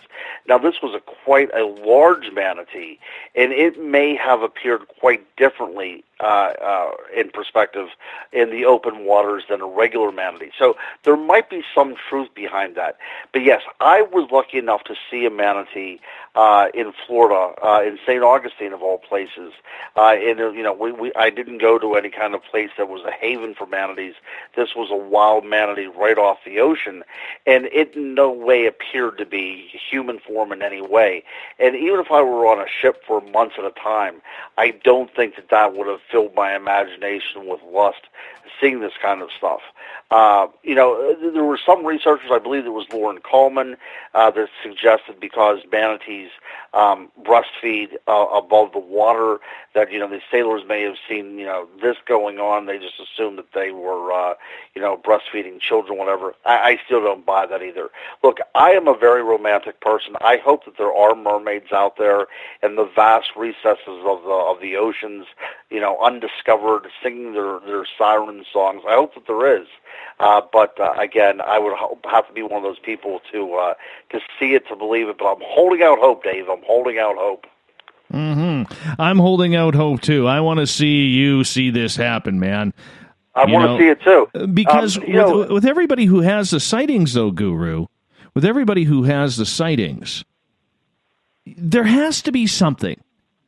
Too many people who are strangers, who are having these experiences, there has to be something. Sure, you could say a lot of those situations are from people reading too many books, watching too many YouTube videos or television documentaries. But for the most part, even with alien abduction, the accounts are always so similar. They are. So what are we supposed to do with this?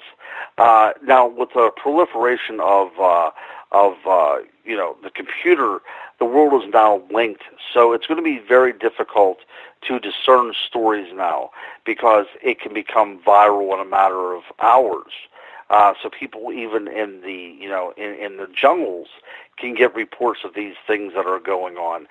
There was a report about aliens visiting certain areas of Mongolia, and as it was researched, it was found out that these people that are living in yurts and they're nomadic folks, that they still have generators, and they're able to get movies out there, and they may have seen a certain science fiction movie that inspired this, this kind of UFO hysteria. So no matter what culture we're talking about in the world nowadays, nearly every one of them are tainted by social media of some kind. So it's a lot more difficult to weed through than it was, even 10 years ago. But the idea, again, getting back to you said about this connection, how similar alien abductions are. Well, if you go back to the Middle Ages, we see people being abducted by what we would call fairies, but what they would call fairies, but what we would call aliens to this day, and it's almost the exact same thing that's being reported.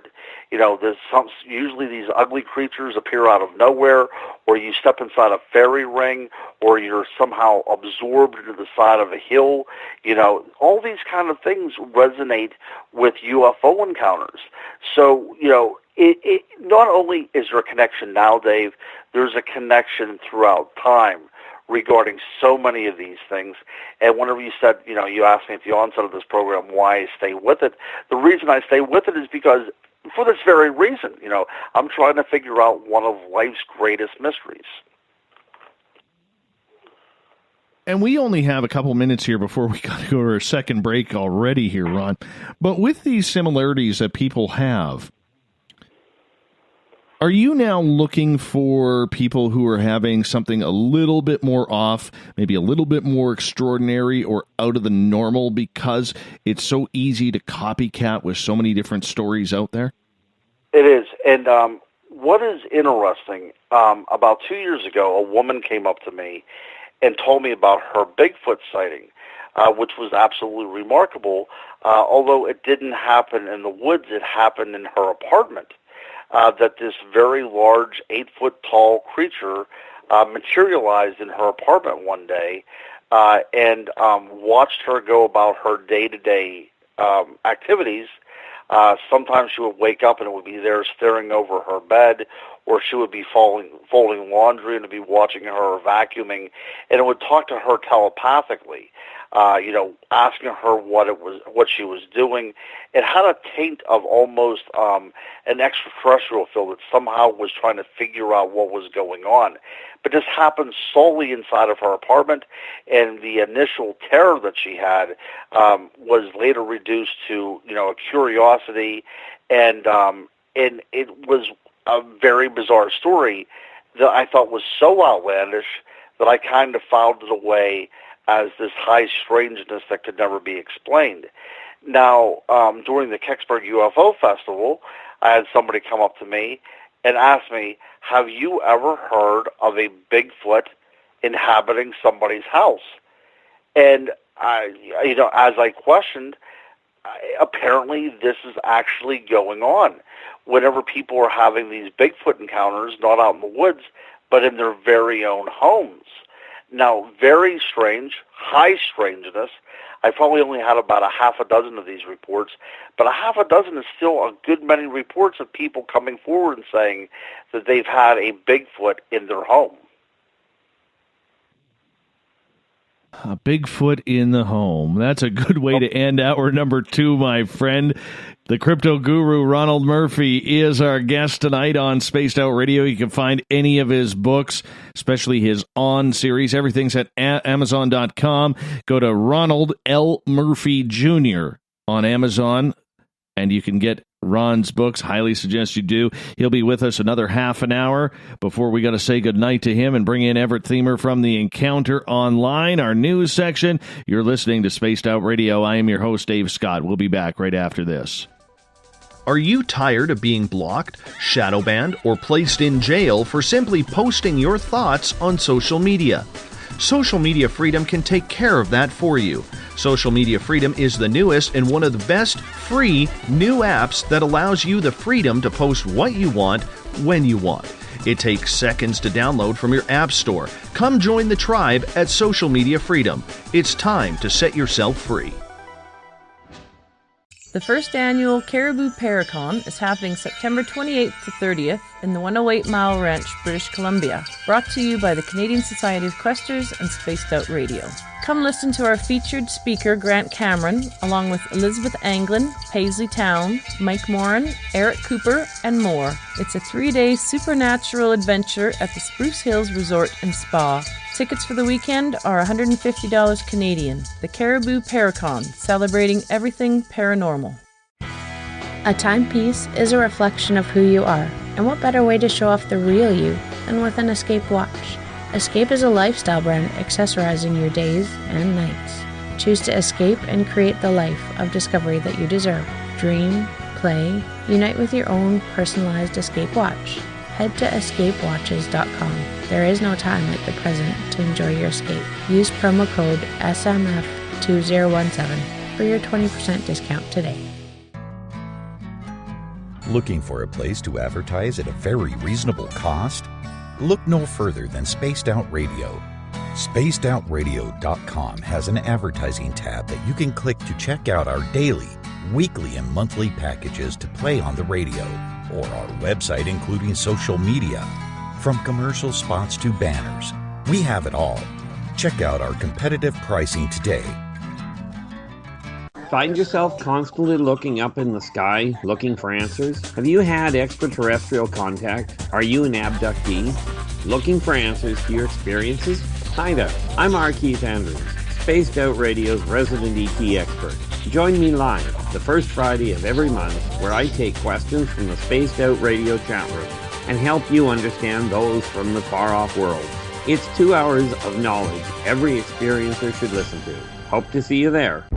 Are you intrigued by Paranormal Talk Radio? You'll love the new Paranormal Radio app from TalkStream Live. You'll find a great selection of talk shows covering UFOs, ghosts, strange phenomena, and much more. Download the Paranormal Radio app now and start listening to the very best in paranormal talk entertainment, including the network you're listening to right now, the Paranormal Radio app, free in Google Play and the iOS App Store. The Call of the Wild is in Vancouver. The Moose Vancouver is one of the hottest bars and restaurants in the city. Open until 2 a.m. nightly, the Moose will rock you like a hurricane all night long.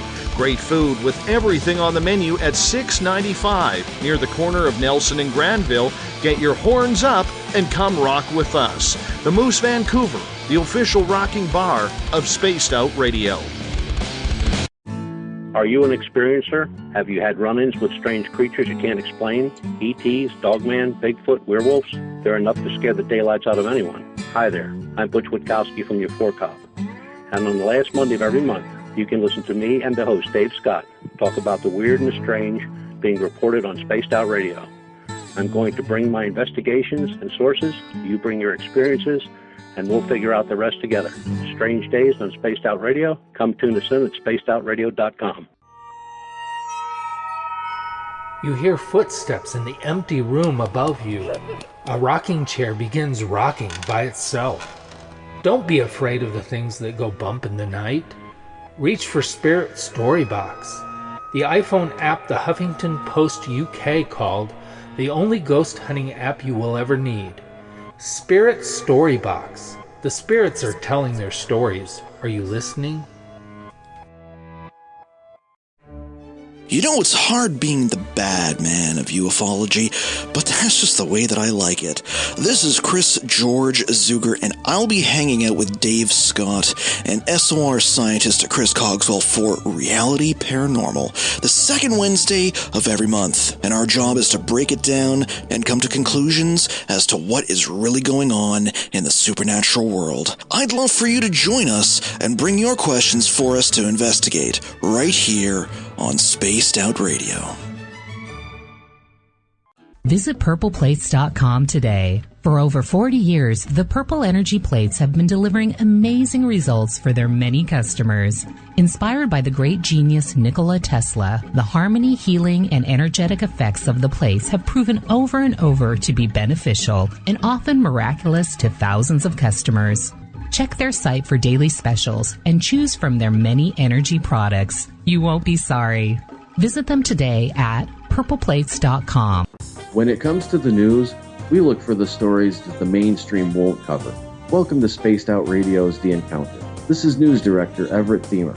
The Encounter is about the weird and strange stories that occur daily, and we scour the world looking to bring them to you. You can hear me with Dave Scott every Monday through Friday in our Encounter news segment. Read us online at spacedoutradio.com or check us out and give our Facebook page a like at SOR The Encounter. So come give The Encounter a read. From the mile-high state of Colorado, sharing our signal around the world, I invite you to Spaced Out Sundays. Hi, I'm Tessa Nicole Thomas, and I'm closing out the week by taking you on a paranormal journey to the world of the weird. Ghosts, aliens, psychic phenomena, I will hit it all in your questions too. So let us highlight the paranormal for you. So come join me for Spaced Out Sundays starting at 9 p.m. Pacific, 12 a.m. Eastern, only at spacedoutradio.com. The views and opinions expressed by tonight's guest and topic of discussion do not necessarily represent the official policy or position of Spaced Out Radio, Spaced Out Weekend, Spaced Out Radio Limited, its hosts, syndicated carriers, or anyone associated with this broadcast. You're listening to Spaced Out Radio with Dave Scott. Follow Dave on Twitter at Spaced Out Radio and hashtag Spaced Out Radio, and on Facebook Spaced Out Radio Show. Now, back to the program.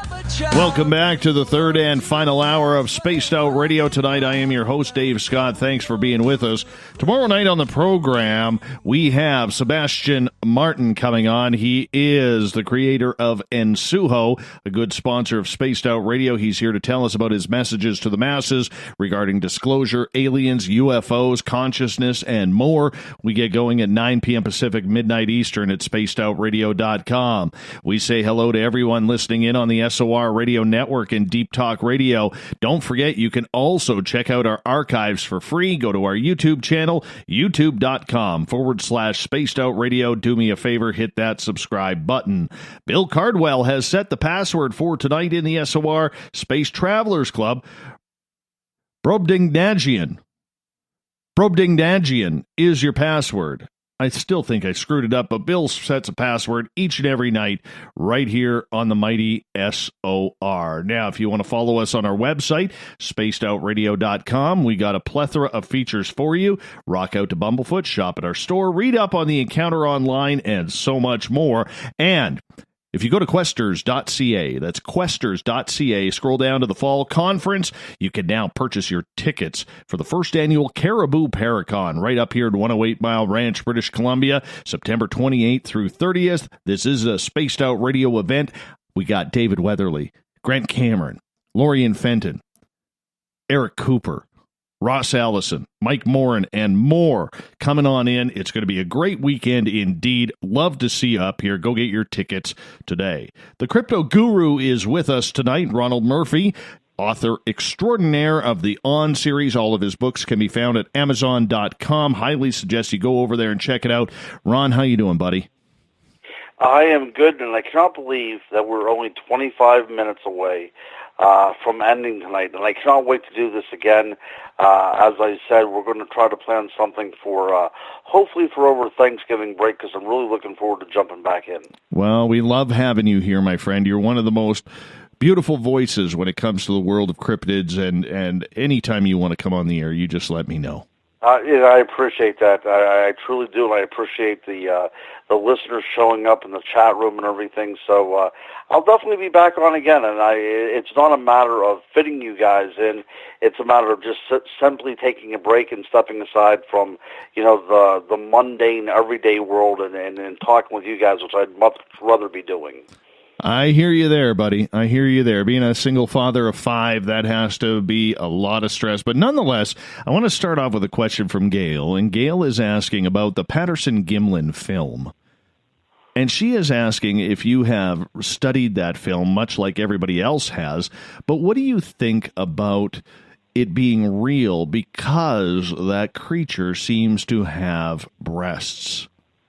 Right. And that's one of the intriguing parts about it, isn't it? I mean, this was, if it was hoaxed, you would think that you wouldn't include that little bit of detail. It is a very degraded film, and even if you would look at the first generation copy of it, it's still very, noisy, if you will. But it seems that there are a lot of artifacts on that particular tape that could show physiological problems, like a tendon being herniated, and things that seem to represent a living, breathing animal.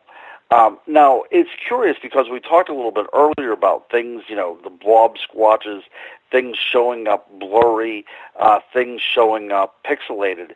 But it's curious that this film is so clear.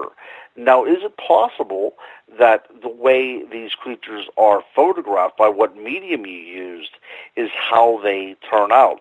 It's curious to me that film seems to preserve these creatures. Whenever we think about the Loch Ness Monster, we think about Bigfoot. It seems that film preserves these creatures much better than digital. Now, talking about what Jamie had talked about earlier about vibrations, is that because there's a vibration in place that simply is not kind to digital media? I have no idea. But I mean, the equipment the equipment that they were using back then, was state of the art for the time. Yep. But it's not until we get to the advent of the digital world that things start becoming a little bit more difficult. When things aren't showing up on your trail cam and that stuff, it just seems strange to me that the best picture, the best photographic evidence we have of Bigfoot is from the late 1968 or whatever it was, or 67. I'm not sure about the year, but it just seems strange that was done on film rather than on digital, and that's the last time we had such a provocative look at what could be Bigfoot. If you had the footage, Ron, of Bigfoot, Dogman, aliens, gnomes, whatever it may be, if you had that conclusive proof that was clear, that was concise, that was time-stamped, everything perfect, or as perfect as it could be, would you release it to the public? That's a good question. I'm going to have to say that I would release it, but not to the public, although the public would be getting involved, because I would not want to see anything killed. I'm not a big proponent of having of needing a body to prove that it exists. I think that's what would happen, though. There was that film or the TV show called Killing Bigfoot that aired here in the United States. I'm not sure if it aired up in Canada or not, but the premise was it was kind of like Finding Bigfoot, that particular format. But whenever they did the final night investigation, they were out there with machine guns looking to shoot this creature. Now, of course, it seemed very staged and hokey, but that's the kind of mentality that we down here in the States, that shoot first, ask questions later. So I think that if you would release a picture that shows, unequivocally that there is this creature out there, you're asking for a lot of problems. And if you're asking for a lot of problems, just think what the poor creature is going to have in store for it. Mm-hmm. And the reason why I ask you that is I don't know if I would release it. I really don't, Ron. Because the way the public is these days, they're not accepting of anything. They've had the wool pulled over their eyes way too much, where they are literally done with anything that looks too good to be true. And I don't blame the public for that. I really don't. But at some point, I don't know if I would want the harassment. There's going to be the majority of people out there who say, this is incredible. How did you get this? Where were you? And then there's going to be the crew that says, it's fake. You're a hoaxer. The harassment starts, and it doesn't stop for the remainder of your life. Look at Bob Gimlin. That's right. And that's what would happen. A lot of people want to be out there to get the evidence so they don't have to work again for the rest of their life. That's really the cash cow for a lot of people. Bob Gimlin went through so much, and I'm glad to see now that he's in the twilight of his life, that he's actually, getting some recognition for what he's done and getting some notoriety and probably making a little bit of money off it as well. But there's a lot of people out there that are very rogue about this. There's no scientific aspect to it. There's no kind of quest for adventure in it. It's almost like a big game hunter mentality. They're out there to bag a body, to put it on display, and make their 15 minutes of fame. That's for all the wrong reasons, and I hope those people never catch sight of a Bigfoot or a puka or anything of that nature. Mm-hmm. Well, I mean, here's Derek on Twitter, and I think this kind of shines a light on it. The guest would withhold definitive proof of Bigfoot. ... I mean, it is a head shaker that if you had definitive proof, why would you do it? But I mean, I think you have to look at it logically too. Even though the public would want to see it, do you really want the harassment and the volatility that will come for the rest of your life with it? Right. And that's the one I can't get over. I mean, you saw the footage of the fairy from my daughter's room. I did. I did. I talk about it. People want to see it, but I won't release it because I don't want the harassment. And that may seem like a genuine cop-out. But I mean, what else do you do? What else do you do? Because I don't have time in the day to deal with the adverse comments that are going to come at me on social media, and I'm sure there's a lot of people out there who are the exact same way. That's right. And in getting back to the idea of your daughter, you don't want that scrutiny either. You don't want her character being brought into question. Look, I've seen the video. She obviously has nothing to do with the fabrication of anything in this video. It looks as if there is, for those of you who have not seen the film, looks like there is a fairy flitting across her room. I mean, there's no other way to describe it. And it is really convincing, really telling evidence of what was happening. And I do understand your point of view, especially that you have a daughter involved. I don't think that I would release it under that circumstance whatsoever.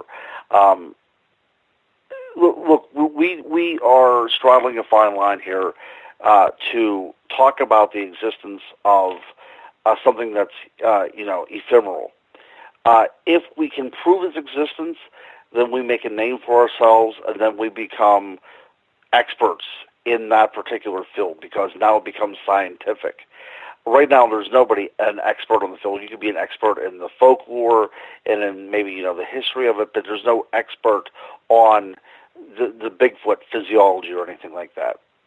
But immediately would, so you would come to the forefront, and I think a lot of people want to be deemed that. I do conferences all the time that is littered with experts, excuse me, and that's the way that they market themselves on their banners. But none of us are truly experts. At the end of the day, we are all searchers, we are all wanderers, and we're all looking for answers together. I fully agree. I fully agree on that. And, this leads to Tripp's question where he's saying, so, Ron, you'd rather keep the evidence to yourself instead of sharing good evidence with those that care and want to preserve it or them? I mean, here is the $1 million question, because if you have that definitive proof, you might be able to save a unknown species. Right. Look, I think whenever we look back into history, man's interaction with the natural world usually doesn't end up very well for certain species. Look at the dodo bird, for instance. If you would prove that there's a Bigfoot out there, somebody's going to want to take a shot at it. I'm sure people have shot at these things for hundreds of years. I'm sure that they have, and people may have even have killed these things. There's a great report in Kentucky of Daniel Boone killing one of these things. But I think there would be such this bravado about killing one of these things if they are proven, that if you would release this en masse to the public, you're asking for a lot of trouble, because it's like that scene in Jaws where everybody's getting together in the boat trying to catch the shark. That's what you would have in the woods. And I would not want to see that happen. Again, you had said that I am a romantic in regards to the paranormal, and that's one of those things that I'm very romantic about, is the idea of the wild staying wild, and the uncivilized not being tainted by civilization. I want to see that happen. I want to leave that to my children. I want that to be their heritage. I want things to be still a mystery. I still want things to go bump in the night. And I want to always have that slight trepidation in my stomach whenever the lights go off and the sun goes down, that what might be out there in the shadows. I think that it puts our world in perspective. It doesn't make us the supreme rulers of this planet anymore. It really puts us in our place of who we are as a species. And I like that. And I think that that's something that we need. We need to have the boogeyman out there. And we need to know that, not every question can be answered by our little gray matter in our mind. Well, that leads to the next question that I have for you in regards to this. And that is, would you ever, anticipate that if these creatures are proven to be existent, that it would affect the natural human state of everything? Because there's a lot of people who believe, now that it's out there, we got to go kill it. There's a lot of people out there who believe that we're going to have to shut down a lot of industry because of logging, because of other aspects of the environment that we now have to protect. I know up here, Ron, that there are logging companies who absolutely forbid their employees from talking anything about Bigfoot or anything strange because the wood costs more. The wood is jobs, it's a livelihood, it's a career. And if it came out to the public that these loggers were actually having encounters with strange creatures in the forests, they don't want to take the chance of the public saying, we got to stop logging. That's right. That's right. And then what happens to forestry commissions whenever they have to set aside land, and then the idea of protection, and, it raises a maelstrom of logistics on how you deal with such a creature. We talked a few months ago, maybe almost a year ago now, about people uncovering giants back in the late 1800s, early 1900s. And, that went on for quite some time. And it seemed what our government's response was that they would send people up and take the bones and disappear. Because it raised so many fundamental questions. It raised questions even about religion, the idea of Darwinism, the idea of genocide among the Native American peoples, the idea of a manifest destiny. It raises so many questions that a lot of people don't want to answer these questions. And the amount of money that would be involved is a logistic nightmare if one of these creatures were ever discovered to be actually flesh and blood. So I think that, for all those people out there that are looking for fame, their 15 minutes by capturing one of these creatures to show irrefutable evidence, you really don't know what kind of genie you're going to unleash from that bottle if that happens to you. I mean, it is a Pandora's box. It does affect the environment. It does affect everything that goes around it. It affects economy, the natural area and the land. It affects everything. And a lot of people out there would say that's for the good. That is totally for the good. But when you have a town, like, for instance, a town I live in, where it is put it this way, if the mills closed down tomorrow, the town would pretty much shut down. There's two major mills here. Right? And if those if those mills shut down, this town is toast. It is literally toast. And property values would go way down because there's nothing else here. Nothing.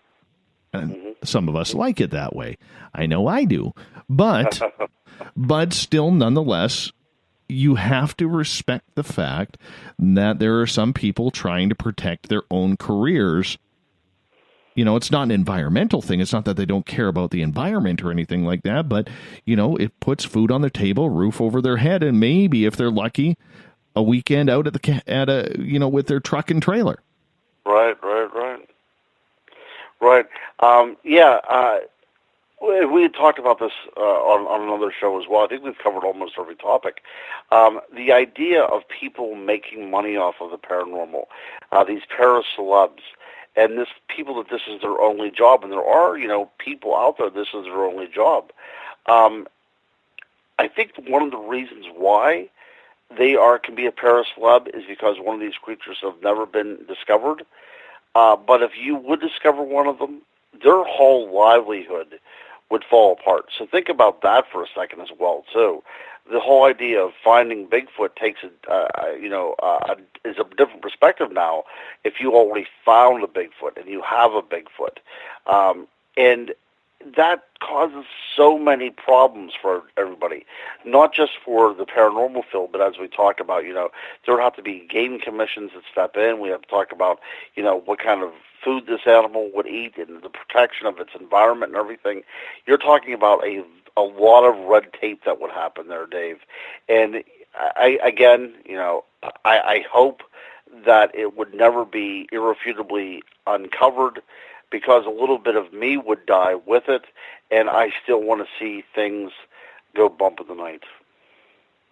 And that's a big point. And I think with 5.5 minutes left in tonight's show with you, I think that's a good point. Do we really want to find the answers, Ron? Do we want to find the answers? Do we want to prove the existence of aliens, Bigfoot, ghosts, and other mysteries? Or do we like the romanticism of things that go bump in the night and scare us? That's right. Every time I'm on the ocean, I think about, mermaids. I went to the Scottish Highlands to look for the Loch Ness Monster, knowing full well that I probably would not uncover anything. I've been hiking from Maine to Florida and throughout Minnesota looking for a hairy bipedal wild man that may or may not exist. I've done all these things because it is that quest. And at the end, when we look for these monsters and we look for these creatures, we do find something, but it's more about our humanity than it is about the creature that itself. I know more about who I am by studying these things that are lurking in the shadows. Even if they're only lurking in the shadows of the mind, and they're not true creatures lurking in the woods, I still uncover something about myself and about my fellow man and studying these creatures, whether it be vampires or werewolves or mermaids or Bigfoot or ghosts or what have you. It really does show that all of humanity is truly bound not only to each other, but to this natural world around them as well. That seems very philosophical, seems pseudo-religious, but in the end, that is absolutely true. We are all bound together, and the world becomes a much smaller place whenever we look at how we react to things. Now Carl Jung said that, within every person there's the shadow, and inside that shadow is the mirror, and in that mirror we ultimately see our reflection. So we see our reflection in the mermaid and in the Bigfoot and the vampires and the werewolves. And I like it like that because it really tells me who I am, and it tells me who my fellow man is as well. And as long as there's these questions out there, I want to keep on investigating. And I trust that I probably will never come up with any conclusive evidence to the affirmation that these creatures are out there. But I've had enough anecdotal things happen to me to know that there is something out there, and that's what keeps me looking, and that's why I'm still going. And for a lot of people, though, that is the rush. That is the knowledge, Ron, of trying to figure out, or pardon me, the quest of trying to figure out what is going on and what truly is happening around our planet when it comes to these strange things. But is still, are you thinking, that even though people say they want the answers, do they really? Do they really want to figure out what a ghost is? Maybe a ghost isn't that good of an example, because I think everybody would love to find a loved one from the other side. But let's take Bigfoot. Do you think that people really want to find Bigfoot and, get it into a museum or for some scientific research or whatever, knowing that it could affect cities, towns, everything, and a giant economy, resources, everything? Do we really want that, or is it romantic?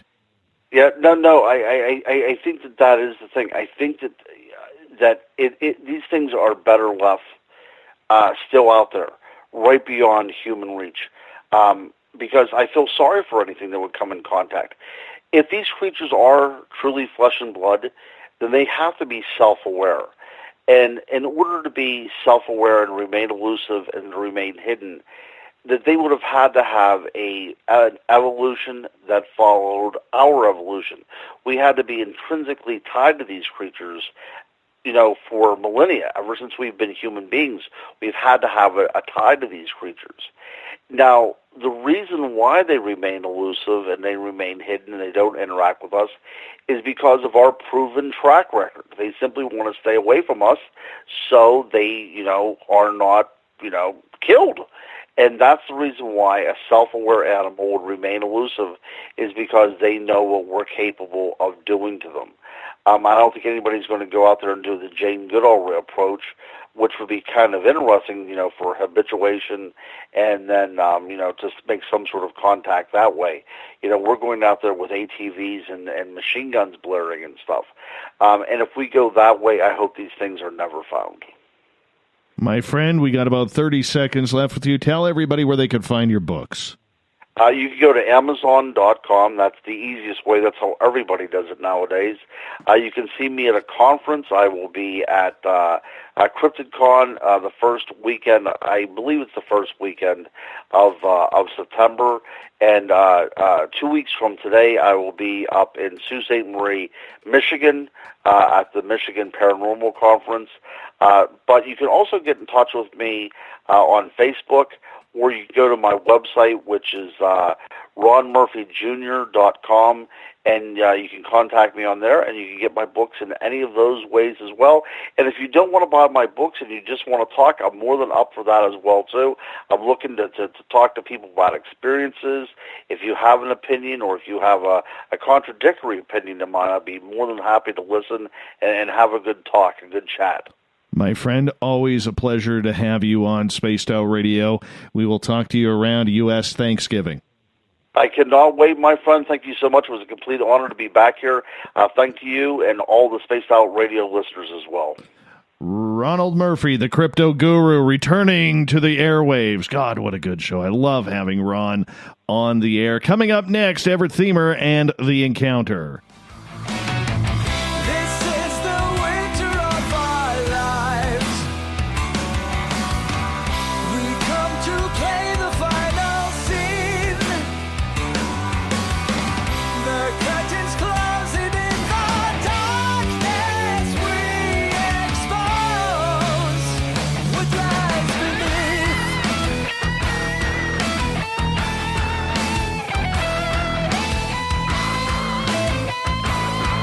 We're encountering the encounter tonight on Spaced Out Radio with Everett Themer as we take a look around the world at the news of the day. The news is always changing, and that's why we have the encounter coming at you. Don't forget, you can find us on Facebook for the latest on our new page, Facebook.com/SOR The Encounter. Give it a like if you don't mind. Mr. Themer, good to have you back on the show, my friend. How are you? I'm doing great. How are you? You know what? I feel refreshed. Anytime I get the crypto guru on the show, it just makes me happy, man. Makes me happy. Love the guru. It's been a long time since he's been on. Oh, I know. It seems like forever, doesn't it? Way too long. We'll get him back soon. I know he misses the show and misses the audience especially. That's for sure. Well, I think we all miss him. I love what he brings to the table when he comes on. Me too. Tell us about the news of the day, my friend, in the strange and the weird and the WTF. Well, Vice President Mike Pence gave a statement or a speech at the Pentagon today where they began to outline the details of Trump's planned Space Force. And one of the arguments that he spent a good part of the speech making was the idea that now is the time. Now is the time to have the Space Force. And he used examples and arguments going back to GPS jamming technologies and things like that, and just repeatedly pushed the idea that now is the time. And one of the arguments that he used to justify this is a little questionable because it involves the idea of protecting us from hypersonic missiles, which don't enter space. They stay in the atmosphere. So how that's going to play out with the Space Force is a little questionable right now.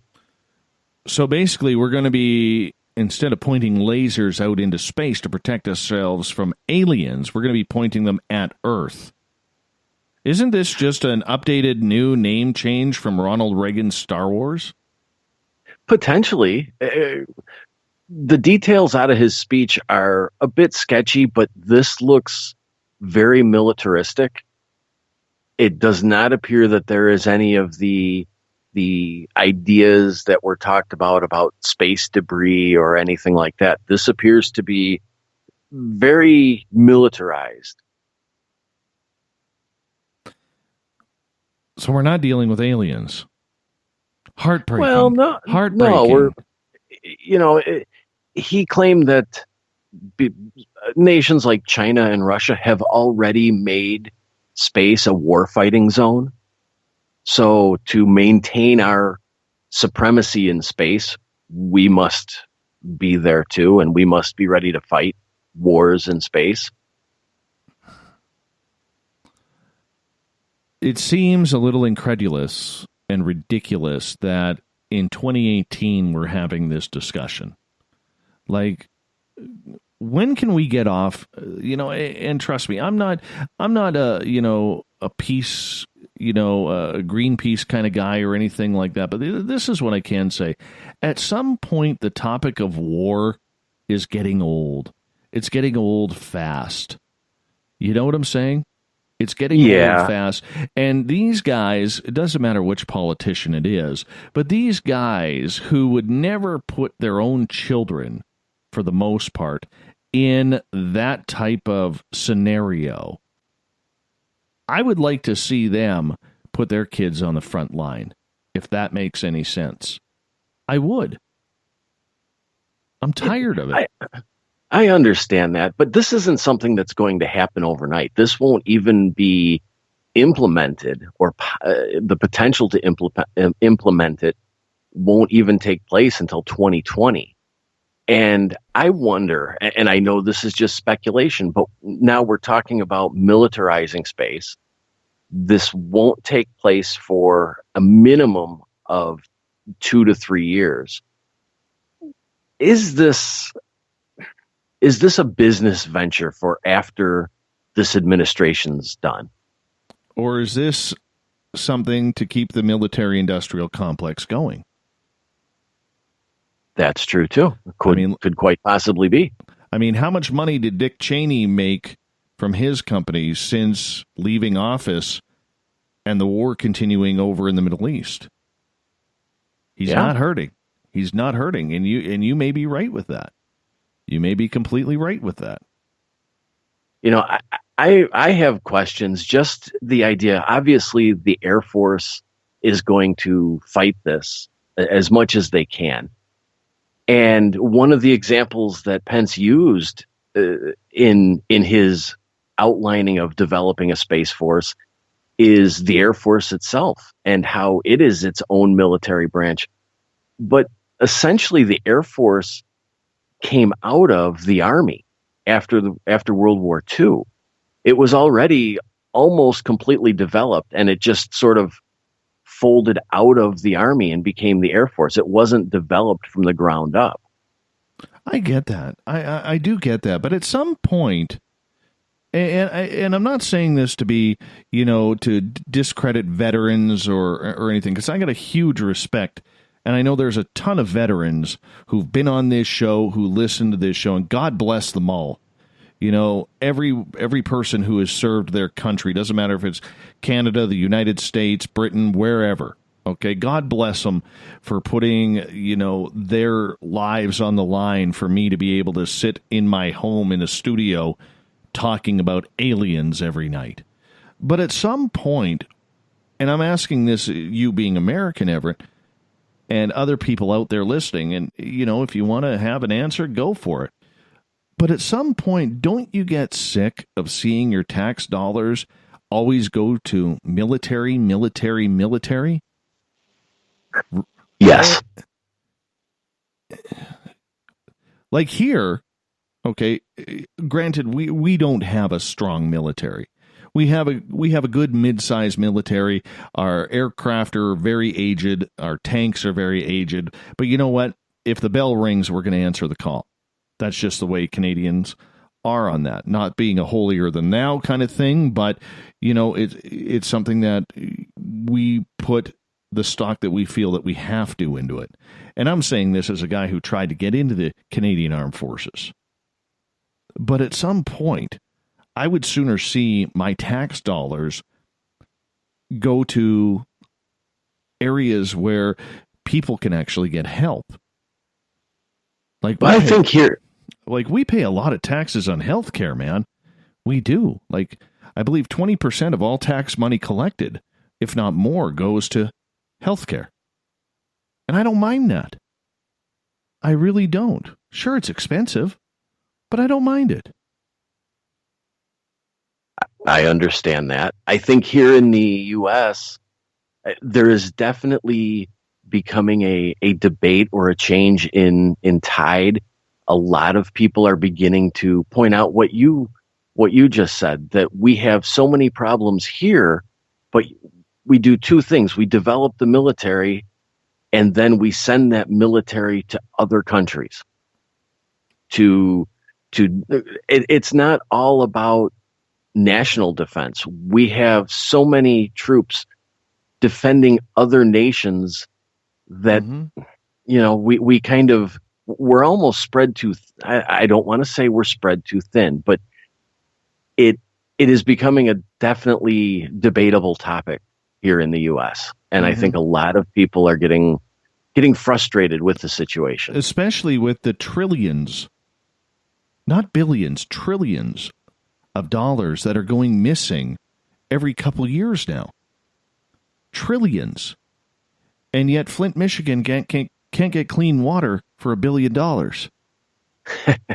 And not just that. I mean, we have the discussions every day about homeless veterans or mental health care for people returning from combat. There are a variety of topics and issues that could be handled and addressed if we just trim the military budget a little bit. Well, you know what? The other thing, too, and I can see the precarious position that the United States military is in, okay? Because there are a lot of countries out there that are highly reliant on the U.S. military.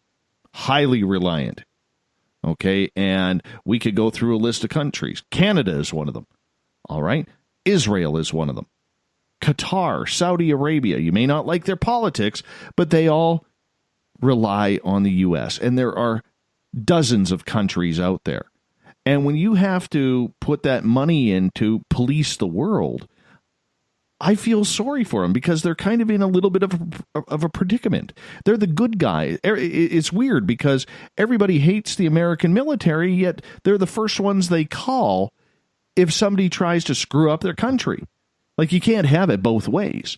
And I feel for the U.S. military because I think they feel that they have to take that money and do this because they are worried about the safety of the world. Is it the safety of the world, or, and I'll put on my tinfoil hat here for a second, how much of it is the military-industrial complex? True. We can ask Dick Cheney about that, just not on a hunting trip. Let's get him on the phone. I'm sure he'd take that call right away. Yeah, I'm sure he would. Wouldn't you just love to have like 10 shares of Halliburton? 10 shares. I would. I'd be quite happy with 10. You'd be a multi-thousandaire very quickly.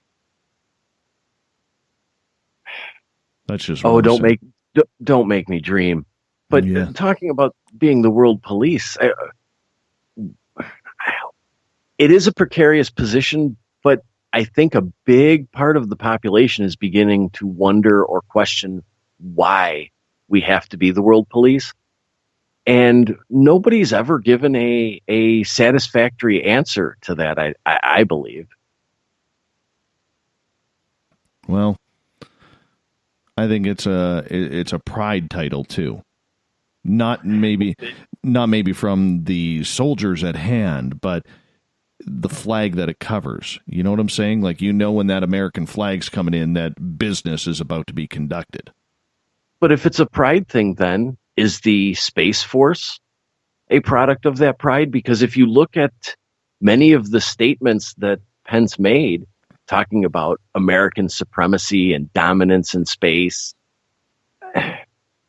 is that something? I mean, the way he phrased some of this stuff, I won't say it's a little warlike or frightening, but it's not.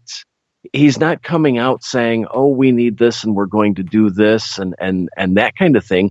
He's talking about dominance and supremacy, and it has this very warlike feel. Is that a product of pride, and should it be a product of pride? Well, we could debate that all night and literally not solve any of the world's problems, my friend. You know how that goes. Yes, I do. But, I mean, at some point, never mind like this Antifa crap that is going on, okay? I'm not a fan of that Antifa crap. But at some point, where, and this will be my final question on it, where as an American citizen do you draw the line as a voter and say enough is enough? I don't like this anymore. I'm done with war. I'm done with it. And let's face it, a lot of the American population, whether this has nothing to do with supporting vets, but a lot of the American population, including veterans who have come back, are said enough's enough. Well, you can do your part as a voter, but the truth is that the political machine is rarely going to change, and if it does, it changes slowly. I can see that. Big topic. Maybe we'll get into that with Jamie Sexton next week on The Rebel Planet. I know you'll be there. Oh, that would be fun. Yeah, maybe that's a debate we need to get into. All right, story number 2. Do you remember when we had a little bit of fun talking about the 2 elderly gentlemen that sort of escaped and made it to Wacken? Oh, don't tell me that's fake news. Do not tell me that one's fake news, because I was very, very proud of them. It's not exactly fake news, but it's not exactly accurate. You're killing me. You're killing me. The 2 elderly gentlemen were in their late 50s, and they were in a home for people with mental health issues. And while they did escape, they didn't escape to go to Wacken. They escaped to go to a party in the town of Wacken. So there was no Judas Priest for these guys? No. And in fact, as everybody was talking about, they were found at 3:00 in the morning and they were having fun and they were a little dazed and confused. The truth is they were found after the buses stopped running for the night on a bus, drunk and passed out. So they did have a good time. It's just they weren't. The story was a little bit embellished to make us all feel a little proud for these elderly gentlemen, or allegedly elderly gentlemen. Yes, and I think this brings up an interesting point that maybe we could talk about with Jamie too. The idea that this story was picked up by a mainstream German newspaper, spread around the world, and again, it turns out to be questionable news. There was no real fact checking on it. It was, I'm sure everybody has seen at least one or two posts or stories on it by now, and it turns out to be, let's say, inaccurate at best. That's too bad. That's too bad. I was cheering those guys on. I wanted to be those guys. You know what I'm saying? It gave me new hope for longevity. Well, now I don't think you want to be those guys. Oh, but we could actually start the trend, being seniors, Everett. Leaving the old age home Take it back. Like 85. All right? Leaving the old age home at like 85 years old and going to a music festival and getting the horns up. I think if I make it to 85 and I end up in a nursing home, I'm going to at least try and do something like that. Oh, you have to. You have to. God bless the story. It's too bad it was pseudo fake news. Exactly. Number 3. Oh, there's an Indian sailor who's finally getting to go home after a year and a half on a ship in an English port. He and his crew stayed on the ship because the company that owned the ship went into essentially bankruptcy, and they feared that if they left the ship, they would not be paid the money that they were owed, as well as being the captain, he could be considered in some form liable for the situation that the company was in. And a captain never wants to see his crew screwed over like that either. Well, actually, the crew was rotated. The original crew had left, and there were a couple of other crews contracted for 6-month terms, but the captain stayed because by his staying, everybody would technically still be eligible for their pay. If he were to abandon the ship, it could be taken over by anybody. He could be potentially held liable for company losses that the company generated for other people, that kind of thing. So he stayed on the ship for a year and a half. Wow. And he finally gets to get home or go home. The ship is now in the hands of a English court. I mean, it's still in the port, but the situation is in the hands of the court, and it's going to be auctioned off, and hopefully the entire crew will be able to be paid. Otherwise, that's a long time sitting there doing nothing. What do you do sitting on a ship for a year and a half when you're not sailing or picking up cargo or anything? Was he at least allowed to leave the ship to go for like groceries or clean clothes? All of that stuff was brought in. Really? He did not leave the ship. They did do things on the ship, drills and routine maintenance and activities to try and fend off depression. And they all kept an eye out looking for signs of depression. But yes, for a year and a half, he refused to leave the ship. My goodness. My goodness. We got time for one more, my friend.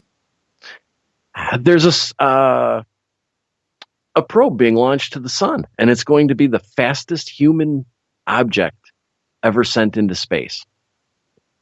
It's the Parker Solar Probe, and it's going to launch this week, and it's going to orbit around Venus and the sun, picking up speed to the point where it's moving at like 430,000 miles an hour. Wow. And it's going to go past the sun repeatedly. It's going to take 7 to 8 years for it to get there. And it's going to study solar winds, the corona, all in the hopes of understanding how we can protect the power grid and how we can understand other worlds better. No kidding. Good on it. That would be actually kind of interesting to watch. However, will it not burn up? Because, I mean, the sun's millions of degrees hot, is it not? It is, but this has special composite cooling shields, as well as, I'm imagining, quite the cooling system, liquid cooling system, to protect all of the instrumentation from damage from the heat and radiation. Let's see how long it lasts. I think the sun wins on this one, my friend. I'm pretty sure, but it would be disappointing if this thing got close enough or failed due to heat right at the beginning of the mission, getting no data. What's the Vegas odds on that the sun's going to burn it up? That's what I want to know. I'm guessing they're pretty good. Hey, let's go out there and find out. $100 says the sun wins. $100. I think the sun wins every time. Me too. Let's get to the thought of the Dave.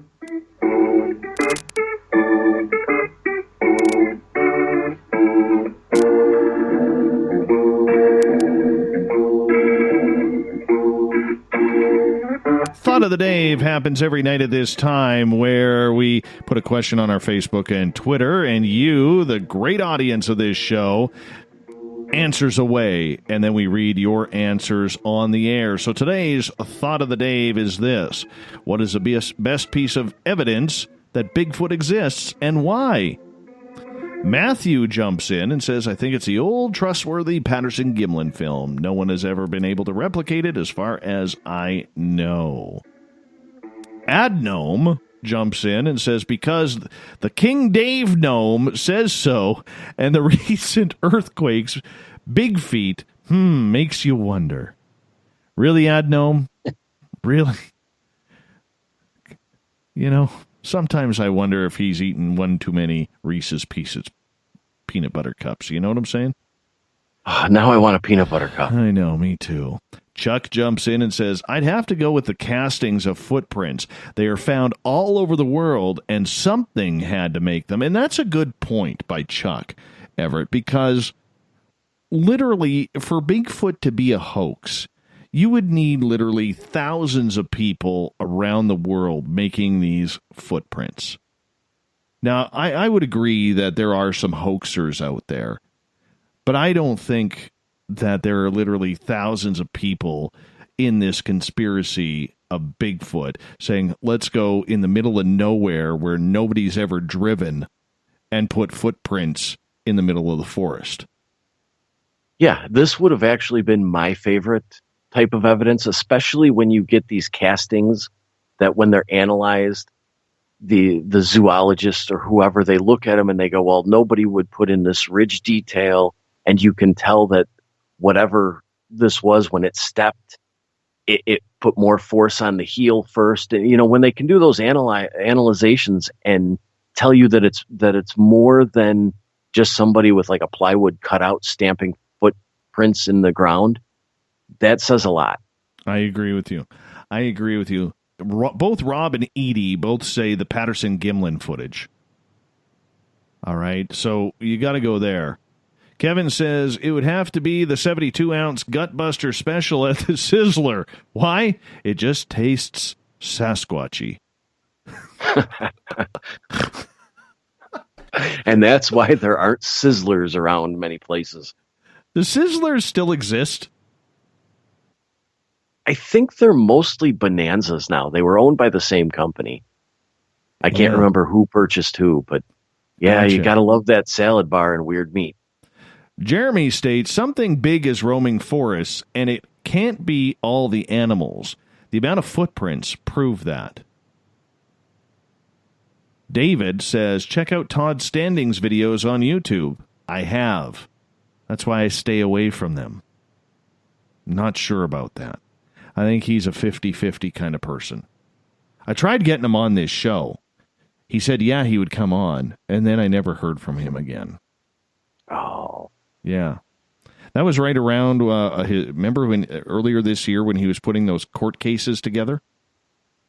Yeah, whatever happened with those? No idea. No idea. We're going to have to look into that. Yeah, for sure.